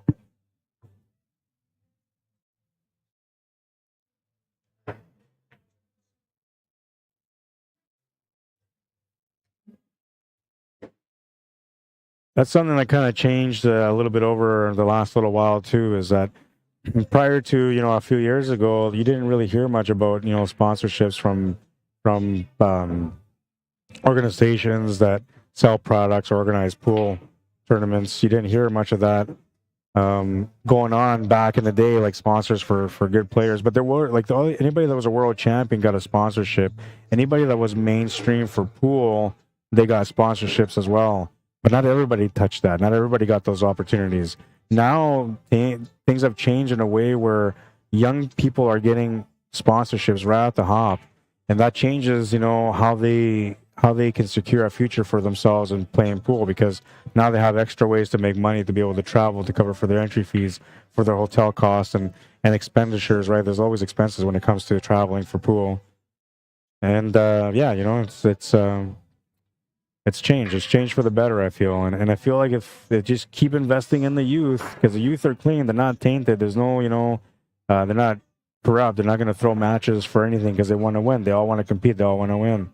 If you invest into them, and we really focus on them, we might eventually even get to legal online gambling for pool, which at the moment right now, I don't think it happen unless it's betting on teams. Individual betting for pool is... you're really hoping that you got two honest players playing each other when your money's on the line. And I'm not sure, not every player is honest, right? Some of them will throw matches. I'm not going to say no names, but I've seen some scenarios in pool where, questionable misses and questionable losses, right? And that's not from gambling. That's just from, people betting on the Calcutta, which is a form of gambling, but it's not direct gambling because you're betting on horses rather than betting specifically on one person because they're going to win, right? I guess no, it technically is the same thing, sort of, kind of. But it's more like a horse race because you never know if your horse is going to win or not. You can bid on the highest, most capable horse, but it's not guaranteed that horse is going to come through all the time. And I don't like talking about players like they're horses, man, but that's the way they're kind of looked at when it comes to gambling and betting and pool.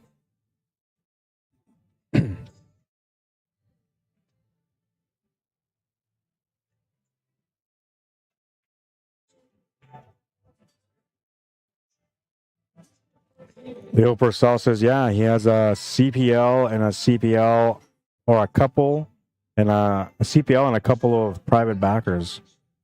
Dennis Brzezinski, how you doing? Jeff says, not sure about sponsor, but got big cash backers. He rolls big. Well, see, that's another thing, too. If that kid is playing the way he's playing, that's probably why he's a monster, man, because he's already learning how to thrive under pressure, you know. And he's only going to get that from playing big sets. Now, if he's got somebody backing him, at first you feel a little bit of the pressure, you know, like, oh, I gotta do good for my backer. You know, I don't want to disappoint them. They may not back me again. But when you start playing and they back you and you start winning, you stop thinking like that. Then you just kind of get onto the table and just start performing because you start thinking a little bit more like a horse, right? You gotta make up for the person that's putting their money on the line for you.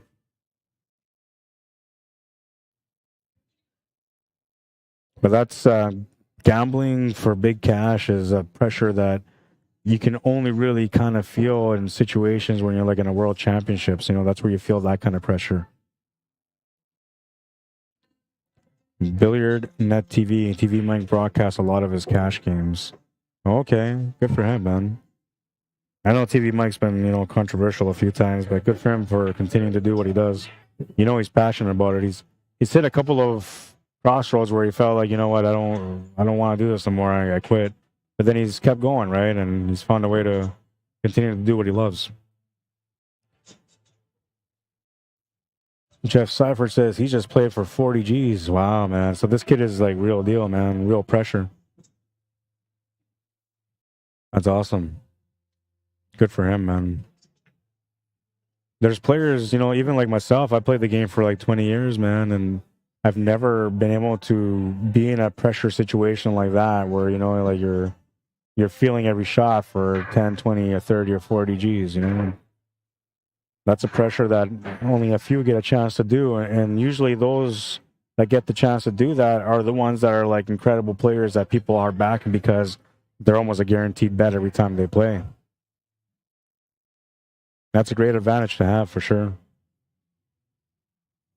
Leo Purcell says his girlfriend's dad is one of his backers, and that's awesome right there, man. Because that having a known member in your family as a backer kind of helps, you know, because it alleviates the stress from whether or not you don't perform well. You're not going to feel as bad, right? But usually, you know, when somebody backs a player for a long period of time, that person usually earned their keep, man. Which means that no matter what happens in the matches, they already won you enough money where the losses don't even affect you that much because they already made up for it in previous matches, right? So usually a backer, you know, they're aware of the situation. They're not going to invest in a horse that keeps losing either, right?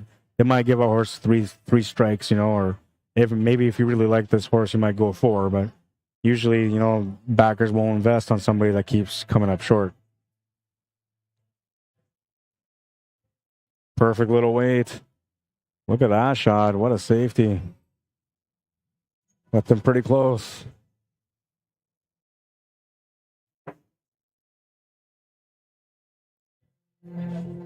Leo Purcell says cash lives about 30 minutes from me. That's so awesome, man. You know, you don't really understand how great that is for people that live in towns where they have great players in their town that they get to watch play in person, to practice when they go out there to practice. It's such a beautiful thing to have, man. And a lot of people don't appreciate it. You know, most of the times they just see a player playing and like, oh yeah, well, kid's playing, good for him, right? But they don't understand, like, you know, that kid is an amazing player that's going to maybe one day be a legend, you know, and you're right there. He's from your town, right from your block, you know. You see the kid, you say hi, and he gives you a high five. You're that close to him, but you don't even understand that you got that greatness right in front of you. But that's awesome, man. Good for you. You get a chance to witness this kid grow through the years and become the great player that he's going to be.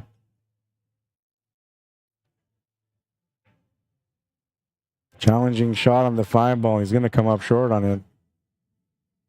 And, well, Joey will have a chance here. We're tied at 4. If he can win this game, somehow carve it out, he'll get on the hill first.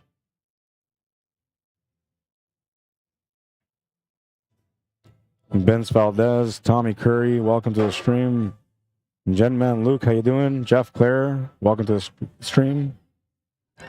Take Jeff Clare, for example. He's one of our players here in Manitoba. Every chance to get to watch this guy play on the table, man. Honestly, it's a true pleasure to watch and enjoy. And I really appreciate it. A lot of people don't appreciate these things, like I said, but for me, when I'm watching these players play, I appreciate every moment, man. Their ups, their downs, when they're playing great and when they're not, you know, and how they deal with everything, you know, mentally at the table when things are going right and when things are not going right. And you know, one of the guys, that's why I said Jeff Cleric is one of the guys that I appreciate as a competitor is Jeff. He's one of the most stand-up guys that I know. Never really cheats, doesn't get no edges on people, doesn't shark people out. Just plays his best game all the time, man, all the time. And I said never really cheats, but I should say never cheats because he doesn't. But he's just a legitimate player, man. And the way he is, like, he doesn't like storm off snapping cues and stomping his feet when he loses, man. He'll look at you with, you know, good job, man. You played the best today. You earned that win. And, you know, you can appreciate a player that plays well all the time, but most importantly, understands how to lose like a gentleman. And I think that's the hardest thing for a lot of these players to learn overall in the years is to find that mentality where you can appreciate the losses just as much as you can appreciate the wins, and you can appreciate your opponent and the performance they had against you instead of being bitter because you missed that shot to the corner or whatever, right? Very small town, says Leo. I love those stories, man. Small town talent, you know? Everybody knows who they are, and it's like you see them and they go out there and they win something big and everybody like celebrates and they see them down the street at the store and everybody's like, hey man, good job, congratulations. You did us proud, you know, and you're looking at yourself like, I represented my community. You can't do that in big cities, man, because there's so many great players out there that I like that. See, he ended up having to re-rack, and instead of just, you know, moving it with the cue or anything like that, which would have been called a foul, he moves it with his hand first to let his opponent know that he's re-racking the rack. Really smart. Good way to be legit. I like that. Jamie, mate, how you doing? Welcome to the stream. But yeah, I appreciate the talent, man. For me, I'm blessed. You know, being in Manitoba, I see so many great players, man, and I love what they do at the table, man. Every one of them, they play so amazing. Smash and break, and he makes 2 balls off the break. An opening shot on the 1 and the 7. 2 ball looks to go past the 8 ball. He's got a pretty decent layout here. Could be the closing rack if he can work out the puzzle, but the puzzle doesn't seem to be much of a puzzle to me. Though, you know, when you make a shot, sometimes things change and it does become a puzzle. And look at that. He's going to get lucky on the 9 ball. Oh, wow. That is bring out the bucket way to lose. Oh, man. That hurt my feelings, and I wasn't even in the match. Let's take a look at it. He apologized for it, you know, but what can you do? It happened.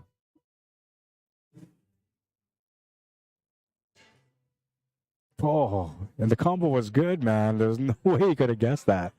No way.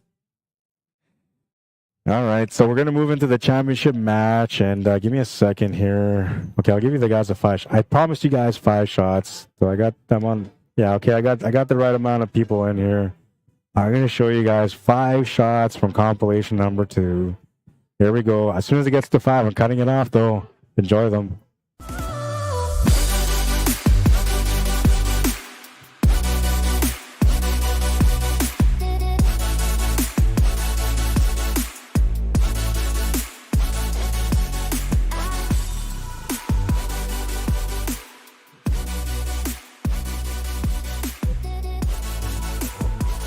Oh, nice shot.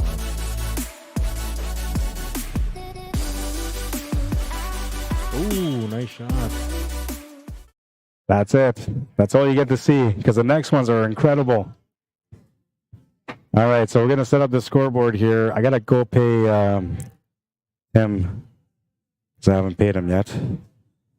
We'll put Joey on the right because Mike Delgado won the A side, so he will stay on the right side, or on the left side first.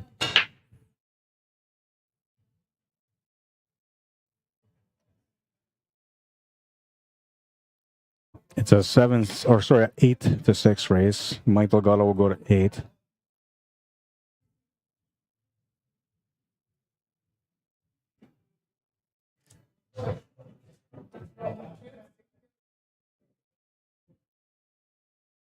All right, so the scoreboard has been set up for these guys.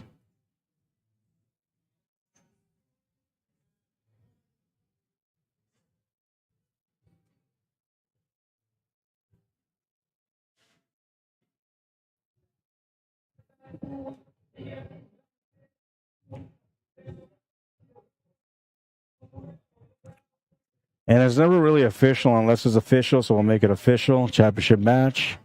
Race to 8 for Mike Delgado. Race to 6 for Joey Bolio. And if it goes a second set, it's the same race for the second set. We'll see how things work. Mike Delgado's first shot. He's been chilling, man, for a while. He hasn't really shot much for, I'd say, a good maybe 45 minutes.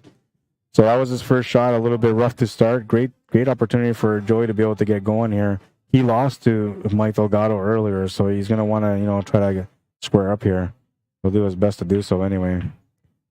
Oh, no, he's going to come up short on the 9-ball combination. And he didn't quite sell it, but he's left it there. It's almost a sell. I think he's going to have no choice but to go for a kick shot here.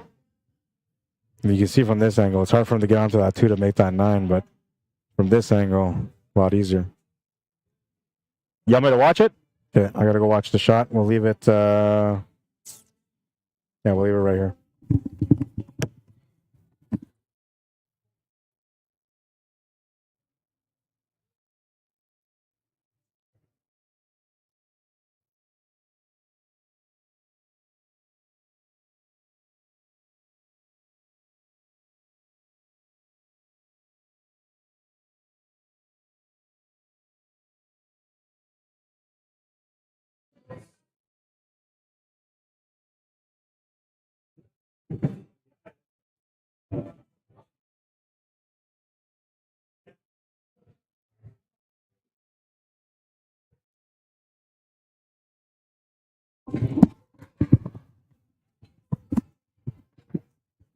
It was a good shot, and so Mike will get on the scoreboard first. 1-0. Quick rack, that one. We'll go back to this view. I got to go pay Tim. I'll be right back.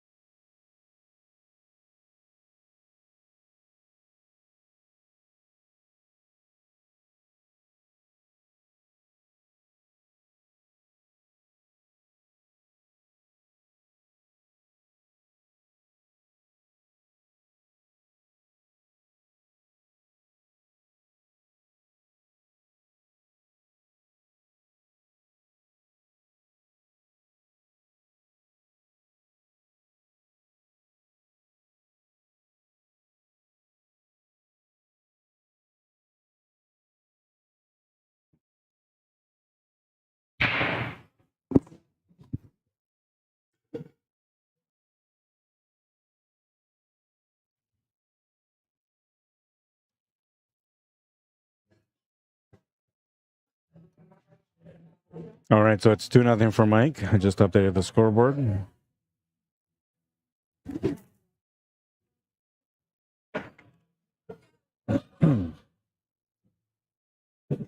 Well, that's going to work out all right.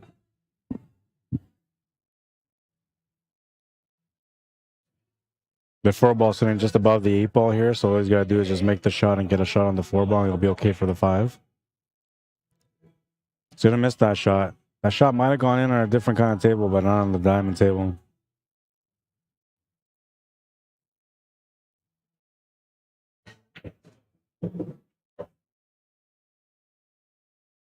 Ended up a little bit funny here on the 4-ball. And I feel like he's got no choice but to take a cut or a safety.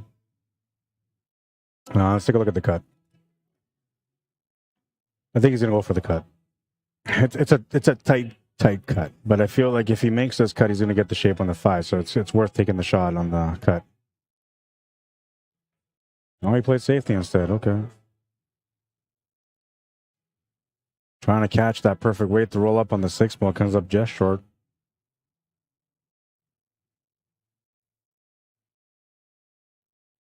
Now, the good thing about this shot is, you know, it's makeable, and the cue ball is going to go towards that 9-ball, which should block the cue ball from going anywhere. But then sometimes you focus so much on the 9-ball that you'll miss that 4-ball, and that's what he did there. The only reason that happened is because you could see that the tangent line was there for the 9-ball to stop the cue ball from going anywhere to set up for the 5. So he focused on that 9-ball, and by focusing on that 9, he missed the 4. That's the only reason why that happened. Had he focused on the 4, he still would have hit that 9-ball, but he would have made the 4-ball, and he would have gotten the result that he was looking for. Excuse me, that he was looking for. I got the hiccups.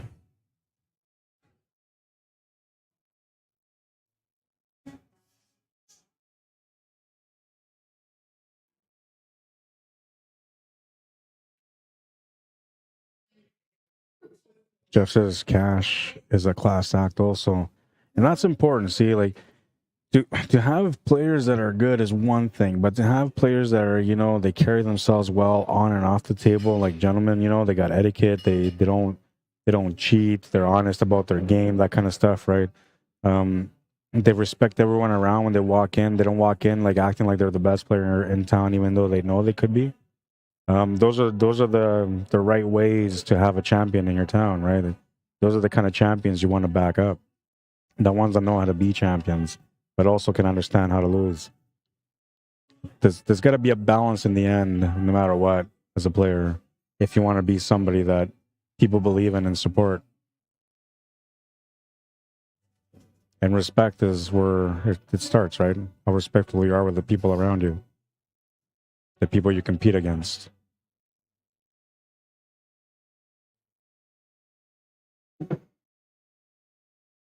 Was up a little bit shy on that 6-ball shape, but he's still okay. He can make the shot, no problem.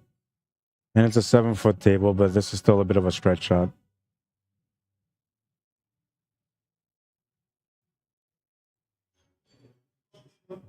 See, normally you would play this 3 rails, but this doesn't really work for him. So he's got to play it 2 rails here with some left-hand draw so he can curve around this angle a little bit. Excuse me. Yeah, see, there he was supposed to get past that 9 for the perfect shape on that 7-ball. That's what he was trying to do by making the shot the way he did. But he ran to the 9-ball, and that changed it. And it's not bad. I mean, he still has the shot. It's still shape up for the 8-ball also.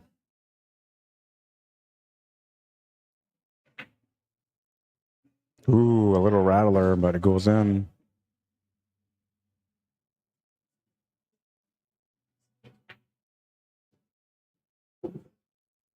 A little soft on that shot, but he still has a shot on the 9-ball. It's makeable. He doesn't have to worry about scratching, so it's not a bad setup.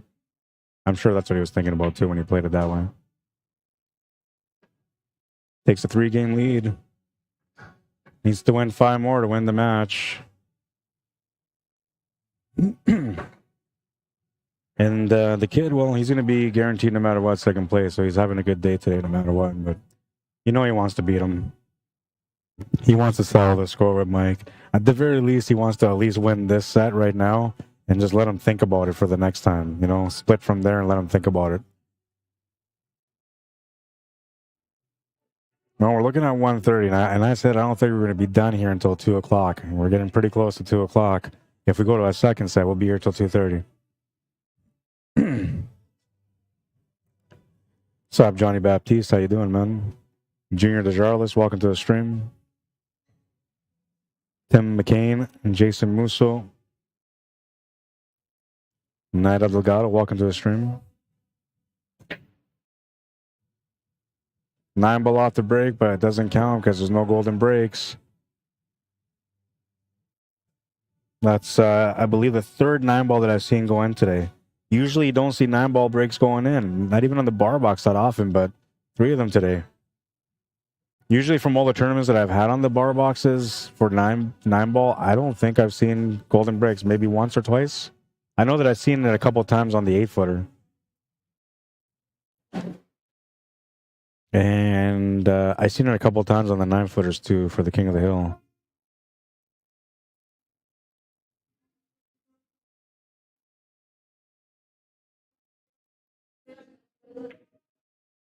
I'm going to come up short on the 1 ball, but the lead might be all right.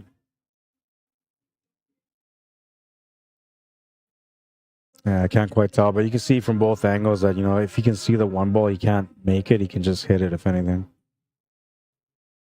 So he's taking a little walk around to take a look to see what he can do here. I think what he's planning out here now is a safety shot.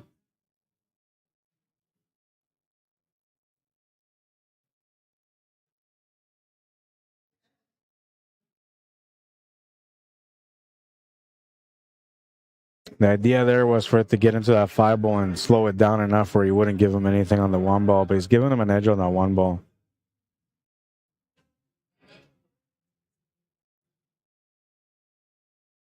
Goes for the combination, and he makes it. Ends up funny on the 1 ball, though, and he'll have to come up with something different now. Kick shot, perhaps. Jump shot doesn't do anything for you here, except for maybe a bank corner, which I don't think you take that from there. Just trying to hit it, and look at that. He almost got lucky on the 9 ball. Almost had the right angle for it to go in the pocket.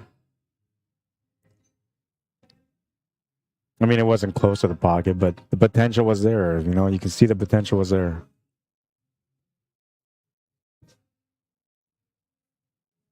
I'm thinking Mike's going to play a safety here and just try to lock him up behind the 9 ball. Just a quick bank on that 1 ball. Yeah, it's natural. You see this shot a lot. There's a lot of the players that have that 9 ball background will play the shot like every chance they get because it's a standard shot that usually gets you a great result. And that's what's going to happen here. He's going to get a great result out of it, a ball in hand. There's no 3-foul rule on this tournament today, so it won't really matter if he hooks him 3 times. He's not going to be looking for that anyway. But sometimes when that rule is in effect, players will find that, right? They get that intentional foul. They force them on a second one. Now they got their backs against the wall. It's a good strategy to use for 9 ball, and it's common practice to have 3-foul rule, but every now and then tournament directors or organizers will decide not to have the 3-foul rule, and that's what they decided for this tournament.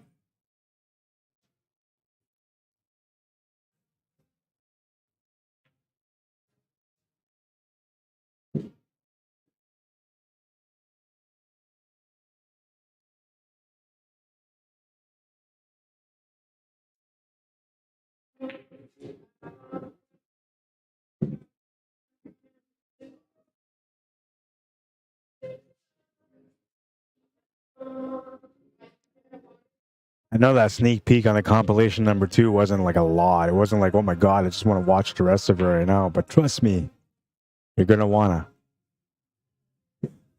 You're going to want to, man. And when we get to compilation number 3,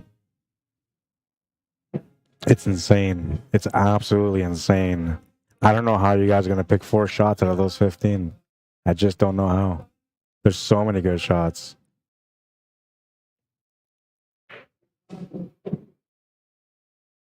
By those of you that have been following with the compilation process, if you guys want to go to our CUESPORTS Live page on Facebook, the post is pinned at the top. You can go on there. You can comment which 3 shots you liked most out of compilation number 1. The 3 shots that get picked the most from the viewers will move on to the next round, the final 10.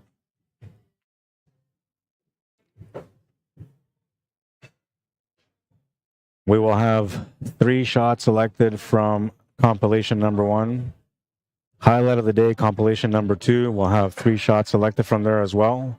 Highlight of the day, compilation number 3. We'll have 4 shots selected from there, which makes it 10 shots. From the 10 shots, we'll put them all back on a reel, slap them out there for you guys to make judgment again, and then you guys will choose the highlight of the year for 2022. But I can't do it on my own. I need you guys to go to Facebook, go on CUESPORTS Live. I know it's a lot of extra, but you can do it tomorrow. And just go on there and just tell me which 3 shots you liked, you know? You can comment on the stream here too. If you're watching the stream on Facebook or on YouTube, you can easily comment on the stream and let me know which shots you thought were the best ones. Maurice Lewis says, I took my bathroom break and missed the other shots. You snooze, you lose, bro. You snooze, you lose. No, I'll play the 4 shots one more time, okay? Just because I really want you guys to get intrigued on this one. I'm telling you, those bathroom breaks they gotta be timely. Even for me, man. Sometimes I take a bathroom break and I come back and it's like, oh my God, you missed the greatest shot ever. And I'll be like, what? Oh my God, I can't believe I missed the greatest shot ever.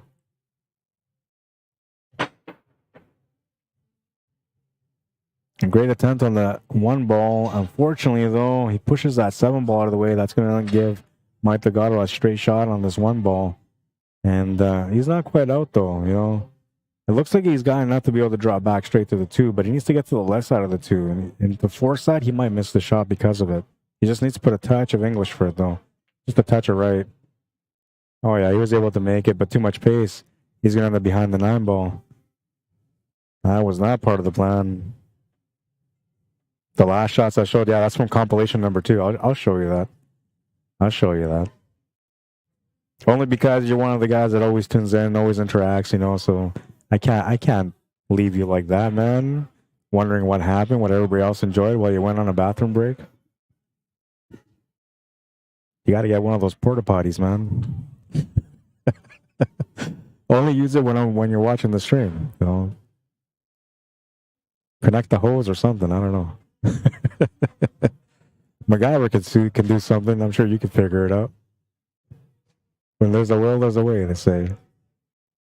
I'm only kidding, though.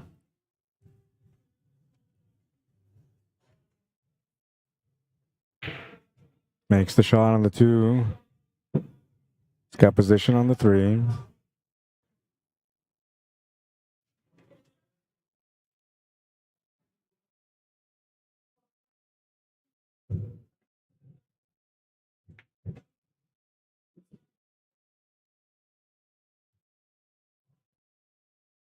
Need to get a bit of a drawback angle here on this 4 ball to get back up for the 6 ball, and I think he's got just enough for it. Even if he runs into that 8 ball, he'll still have the 6 ball.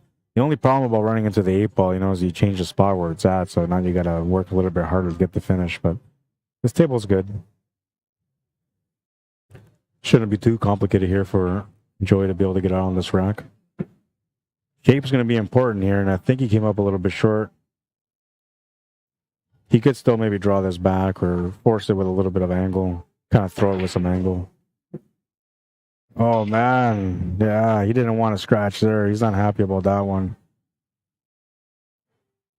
These are the things where, you know, he's going to have to learn how to grow, right? I always talk about this whenever he's on the stream, that when he gets into his own head, you know, when he gets frustrated, it's a tough thing to learn, man. And honestly, at 13 years old, you're not going to learn it right away. It's going to take some time, you know, it'll take a few years even. But when you start understanding that your mentality at the table when you're down is not the right one and you change that, that's when the real progress comes in. And eventually he'll realize it. But right now he's just a little tough on himself. He was trying to be a little bit too perfect there. It didn't have to be exactly on that ball like he was trying to. Could have, you know, let off a little bit there. And tried to be perfect and missed the shot or scratched on the shot, and that frustrated him, which is understandable. The problem with, I want you guys to understand something here, okay? For those of you that are hot-headed, in case if you are hot-headed, the problem with that is if you show your emotions to your opponent, it's a weakness they can manipulate against you, right? And what I mean by that is if I have an opponent that's really frustrated right now, kind of like how Joey is, right? Nothing's going good for him. He's really frustrated, right? So Now we go into this rack. If I want to pounce on him and make him feel even more messed up from what he's going through right now, all I got to do is just put him in some tough situations on the next rack and give him a safety where he can't hit anything. And, you know, that's going to frustrate him. Then, you know, next time you come up, you play another safety, even if you don't have to. But you do that again. Why? Because you know it's going to throw him off the edge, right? Now you beat him mentally. There's no way he's going to be able to regroup, reset, and come back. Not at that young age. You know, it's going to be something that's going to hurt him. But he's taking a little bit. He's going to the bathroom. He's going to come right back. But here we go. Reese, this is for you, bro. You get the first 4 shots once again of compilation number 2.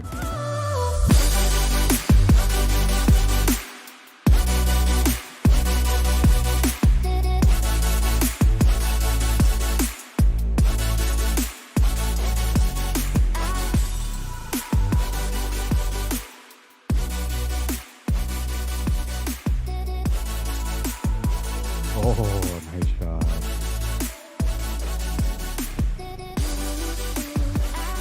Ooh, nice shot. That's it. That's all you got. 4 shots, man. If you want to watch the other 11 shots, you'll have to wait until I upload it onto Facebook for you guys to judge. And I don't know if I'm going to put that. Well, maybe, but next Sunday, compilation 2 might be released already. I already made them, so it's not like I can't just post them all up. But what I want is I want people to have a fair chance to go over there, analyze the shots, to get a good feel for, you know, the shots that came out from the first one, from the second one, and then eventually move into the third one, right? Because the third one's going to knock you out, I tell you. Right now, the third one's going to knock you out. It's like going on a horse show, and every horse that you look to preview before the race starts, they're all studs. That's what it's like for compilation number 3.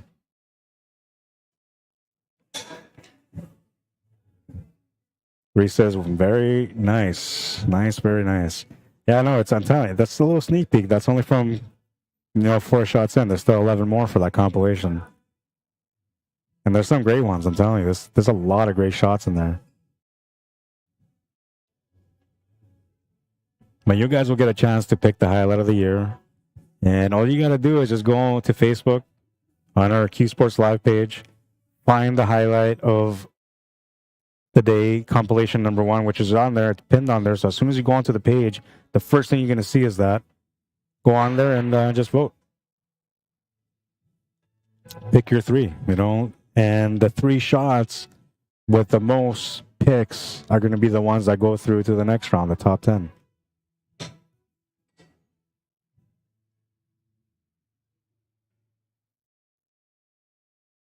Oh, he's going to come up short on that 3 ball. Yeah, he's frustrated, man. He's ready to give up. And you know what makes it more frustrating is that you're playing against a player that plays really well, right? So he doesn't give you a whole lot of opportunities, and it just makes it more frustrating whenever you come up short on the table. I understand what he's going through, but it's hard to come up to somebody that's going through this right now and just say, listen, you have to learn from this. Everything you're going through, the emotions that you're feeling, the frustrations, all of it is part of your growth, man. It's hard to tell anybody that because usually they just want to smack you. They're mad, you know. they didn't play as well as they wanted. They're really upset with themselves. They wanted to, you know, win this for whatever reason it was. They don't want to listen to your, you know, wisdom. But technically that's what it is. Right now, what he's going through, the frustrations, this is the real growth. You know, this is how he's going to become the champion one day, is by dealing with these situations and eventually learning how to overcome them mentally. When he can do it all the time, it'll be hard for anybody to beat him because he's going to be balanced at the table all the time and 100% focused. We already know he's got the great skill and talent. It's just the mentality he's coming up short on right now. And a couple other little things that I can show him, but, you know, we'll see if he takes up on them or not eventually. I offered to teach him a couple of times, but he lives in a different town, which is about 3.5 hours away from here. So it makes it hard for him just to come in for lessons to learn, but eventually, you know, I'll be able to teach him some of the stuff that I know and hopefully work on his mentality stuff that will make him the real champion in the end. I mean, not that he's not already. He's a great player, man. And you can see, like, 25 players come into the building today.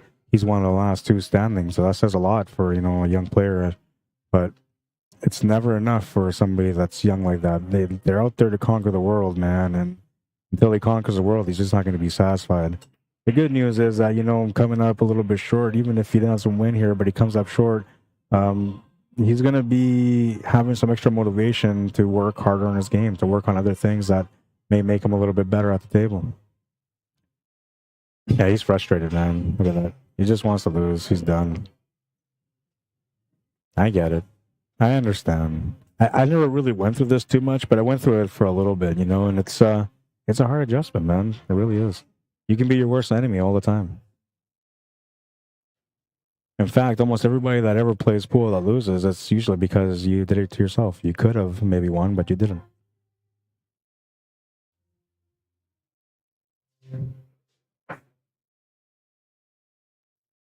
Most of the pro players that you see play the game, most of them are pretty calm, cool, and collective. They don't really lose their cool no matter what's going on the table.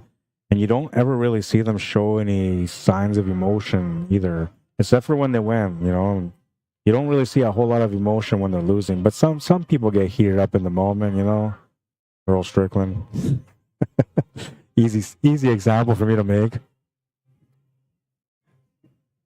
I love the Pearl, man, so don't get me wrong. I'm not saying anything bad about the Pearl, man. He's my dude. A lot of people don't like him, man, but to me, he's a legend. He made a difference in the pool world throughout his prime and throughout his era that he played in the game. And I mean, he's still playing, so he's still making a difference. I don't look at all the crazy stuff, man. I look at what they actually brought, you know, and he brought a lot of history to the game. So he's my dude. Thought that was all going to be 2 for 1 shot.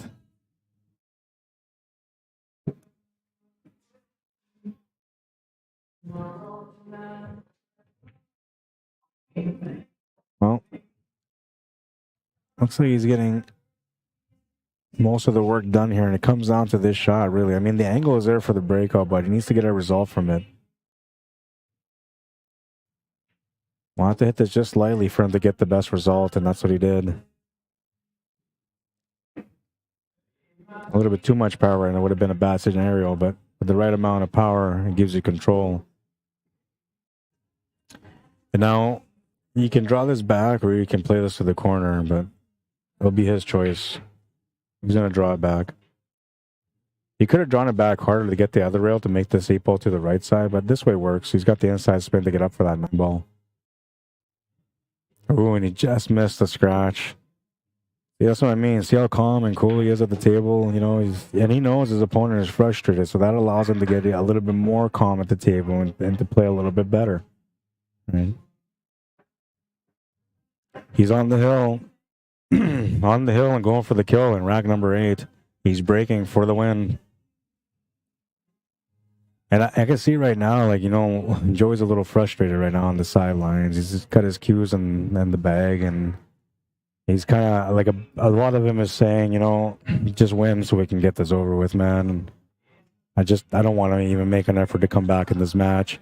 And, you know, that's that in its own is a lesson where you can learn a lot from here today, because having a different mentality and just trying to win no matter what happens, no matter what's going on, just trying to do your best every shot at the table and try to capitalize every turn at the table. When you have that mentality, that's when you come back in these matches. When you have the opposite mentality of that, it's harder to come back, man, because you defeated yourself mentally already. So how can you get confidence when you already have doubt? You just can't. So important, the mental side of the game.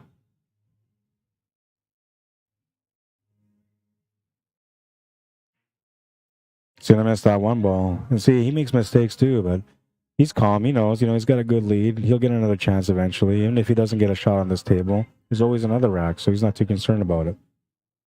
But I'm sure, 15, 20 years ago when he first started playing, he probably threw a fit too. We've all had our moment.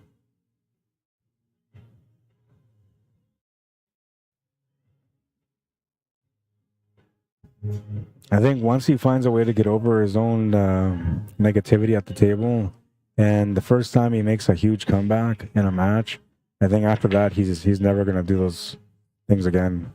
He's going to be a solid player all around, because that's when he's going to grow, right? That's when he's going to finally understand that the only way to be better at the table is by constantly trying to be good every turn that you get, both mentally and physically while you're shooting. But mentally, most importantly, telling you, man, pool players are the worst known enemies. They go out there and they get into their own heads, and you can have a great start and suddenly you just can't understand why you're not making anything. But usually it has to do with the player's mentality and how they're putting everything together in the mind as they're going through the shots on the table. And see, look, he ran into another bad situation. So here he could be really upset, get kind of worked up, but instead he's going to resort to just making a hit because he knows that as long as he hits the ball, he's got himself a chance, right? And look at that, he's going to get rewarded for it. Now, if he was hot-headed and bothered there, he may not have been able to get that hit. It would have been a ball in hand. That changes things completely.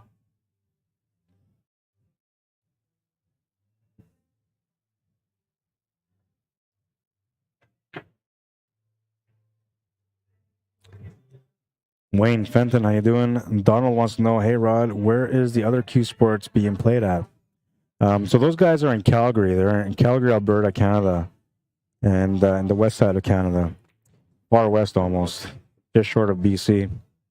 But yeah, those guys are out there, and they were streaming at the Leather Pocket today, which is a great place in Calgary.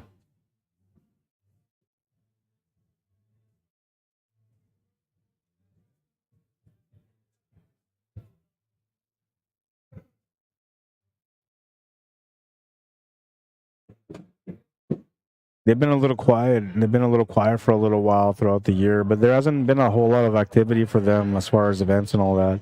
They've been a little bit chill, but for the end of the year, they've been a little bit more active, and those guys do a great job too. They're the original guys, right? I mean, there was other originals, but those guys are no longer part of the company. And now, these guys are originals, Ben and Grant, and they're really good at what they do, I'm just not sure. They've been a little quiet lately. Me, the only reason why I'm never quiet is because, I honestly, I'm like invested 100% into this. It's, like I said, it's a work of passion, a work where it never ends. And unlike those guys, he's going to win that with that one.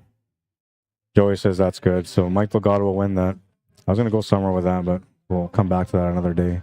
But yeah, those guys do a great job for sure, man. And if you guys ever get a chance to tune in and watch them, make sure you guys support them, like and share their streams, and interact with them, right? Because those guys they're good guys. They do a lot of good work for pool too, and sometimes people forget about them a little bit because they're not on the stream all the time. But you should never forget about them because these guys they're incredible, man.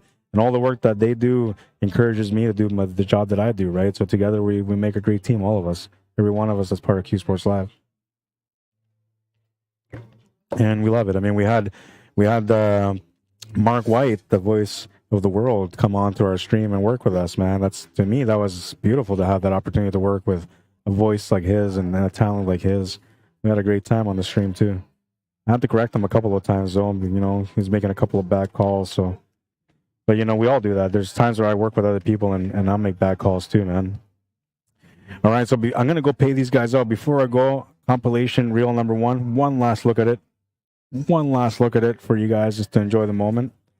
Right? Should we do it? I think so. And then I'm going to pay these guys, and I'll come back and do a closeout.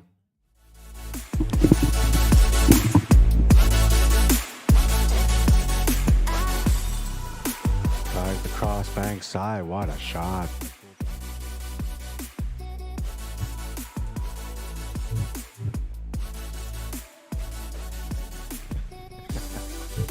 Oh, look at this shot. What a shot. Oh.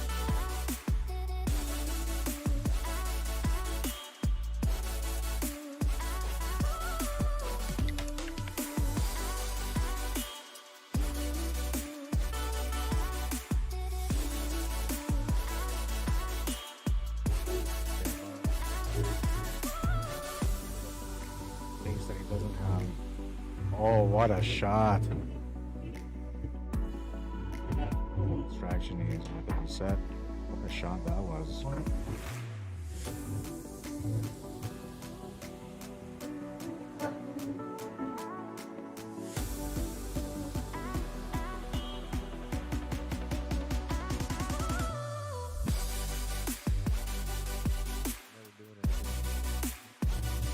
Oh, what a shot.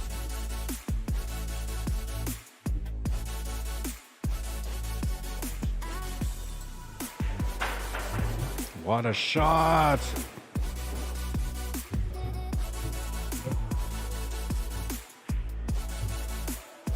Oh, he called that shot.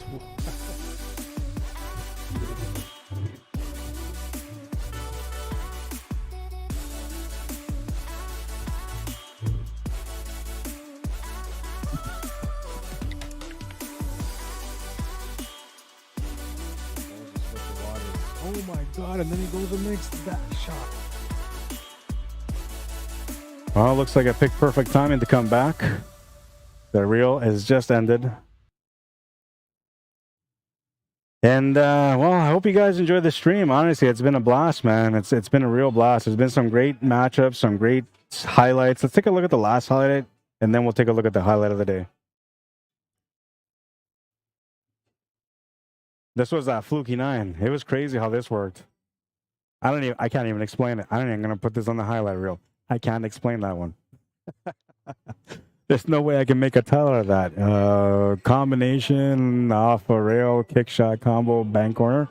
I don't know, something like that. I had to put like 3-4 titles on there just to express it, man. Tell you guys what it was. Okay, so let's take a look at the highlight of the day. It goes to Charlene Mains. She'll have the highlight of the day. And I'll explain it to you guys right now so you guys can really enjoy this shot. It's a 2-rail kick shot on the 3-ball. She's shooting the 3-ball because we're playing 9-ball today. 2-rail kick shot on the 3-ball, and she makes it without hitting any rails or any corner for the pocket or anything. It's just straight to the heart, man. Check it out.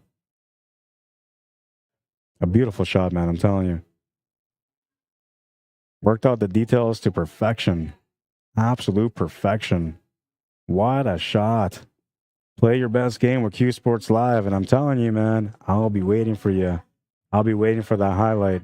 And if you get on the highlight with me, well, you might even get the highlight of the year. We'll see. Depends on how good you are, though, right? Anyways, that's going to be it for now. And I would do a bunch of, well, let's do a couple of quick commercial stuff. Because if I don't, they may not like me no more. They might say, hey, dude, you're not representing as well. So let's do jam up. A couple of shirts here. We'll show you guys some of the jam up gear in case if you're thinking about buying some jam up gear. Beautiful gear, man. I'm telling you, whichever shirt you look at, they're all just incredible shirts. I love this one.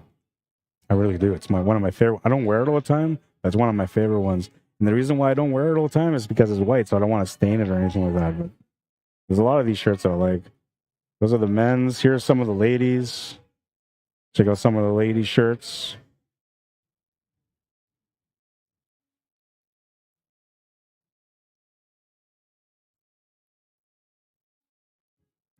Really nice designs for both men and women. And we'll do the hats. Yeah, let's do the hats. Hats will be real quick. Just trying to show you guys some of the stuff that they have. If you guys go to jamupapparel.com, you're going to see all this stuff there for yourself. You'll see the pricing and all that, and you'll be able to order directly for yourself. If you want to take advantage of our promotions right now, we have a great promotion for those of you that are looking for, team shirts. It's buy 4 shirts, get the 5th one free. Use code CSI23. And let's see. Excuse me. Yeah, it's right here. So there's the code CSI23. And if you guys order anything from JamUp, or if you want to order anything from JamUp, maybe you not tech savvy, you want to do it, but just don't know how to do it, message me, Rod at jamupapparel.com, and I would love to take care of you, man. However it is, if it's for yourself or your team, special orders, whatever it is, let me know how I can help you. If you're looking for special pricing for a larger amount of shirts, let me know if I can help you out that way. Whatever it is, just message me, Rod at jamupapparel.com, and it'll be a pleasure for me to help you out for sure. And don't forget to check out our Predator products. I know I'm going on a little bit, but I'm going to do a quick glance here at the Predator products because, we love Predator too. And, if there's anything that you want from the Predator stuff, you can order that directly from our CSLIPL.com website. Or you can also message me, Rod Arriagada. If you want to look for some pricing, you're looking for something here in Canada. We got multiple dealers in Canada. We can get you the stuff here a little bit faster. Just let me know how I can help you, and I'll do my best. And maybe you're not even looking for Predator product. Maybe you're looking for something totally different, man. Message me. I'll try to help you out for that too. Whatever it is, man. I'm here to help. And for those of you that want to support my work, you can do so right here via PayPal or via e-transfer. CSLmanitoba@gmail.com is how you support my work. And everything you put towards me will go back towards the game. Of course, some of the stuff I'm going to use for myself, maybe to cover my lunches when I do some big jobs or whatever for streaming. But most of the stuff is going to be reinvested back into growing the game and creating programs for the future of the game here in Manitoba and, you know, wherever else I can make a difference. But when you support me, you're going to support the game. And if you want to support me, well, this is the best way to do it. And if you want to message me to come out to your town to cover an event, oops, why did I do that? Hang on. Yeah.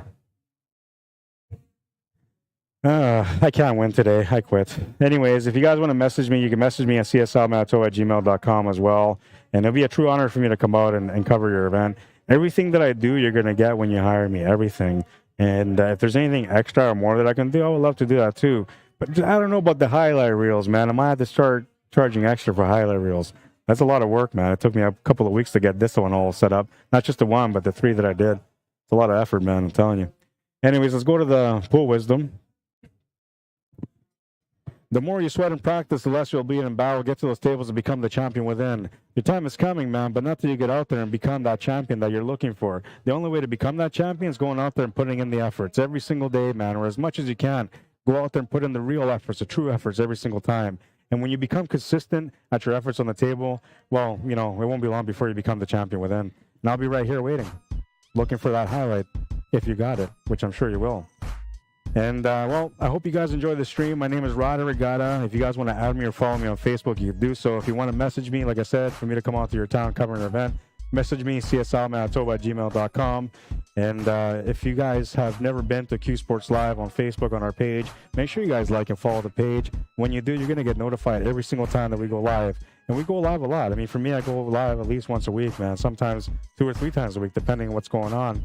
But yeah, message us, you know, follow us, add us. And if you want to support me specifically a little bit more, you can go to my YouTube channel, subscribe to my YouTube channel, and help me out. I'm trying to get to 1,000 subscribers. I was at 200, so, you know, I'm making my way up. It's been a climb up, slow climb up, but it's been a climb up.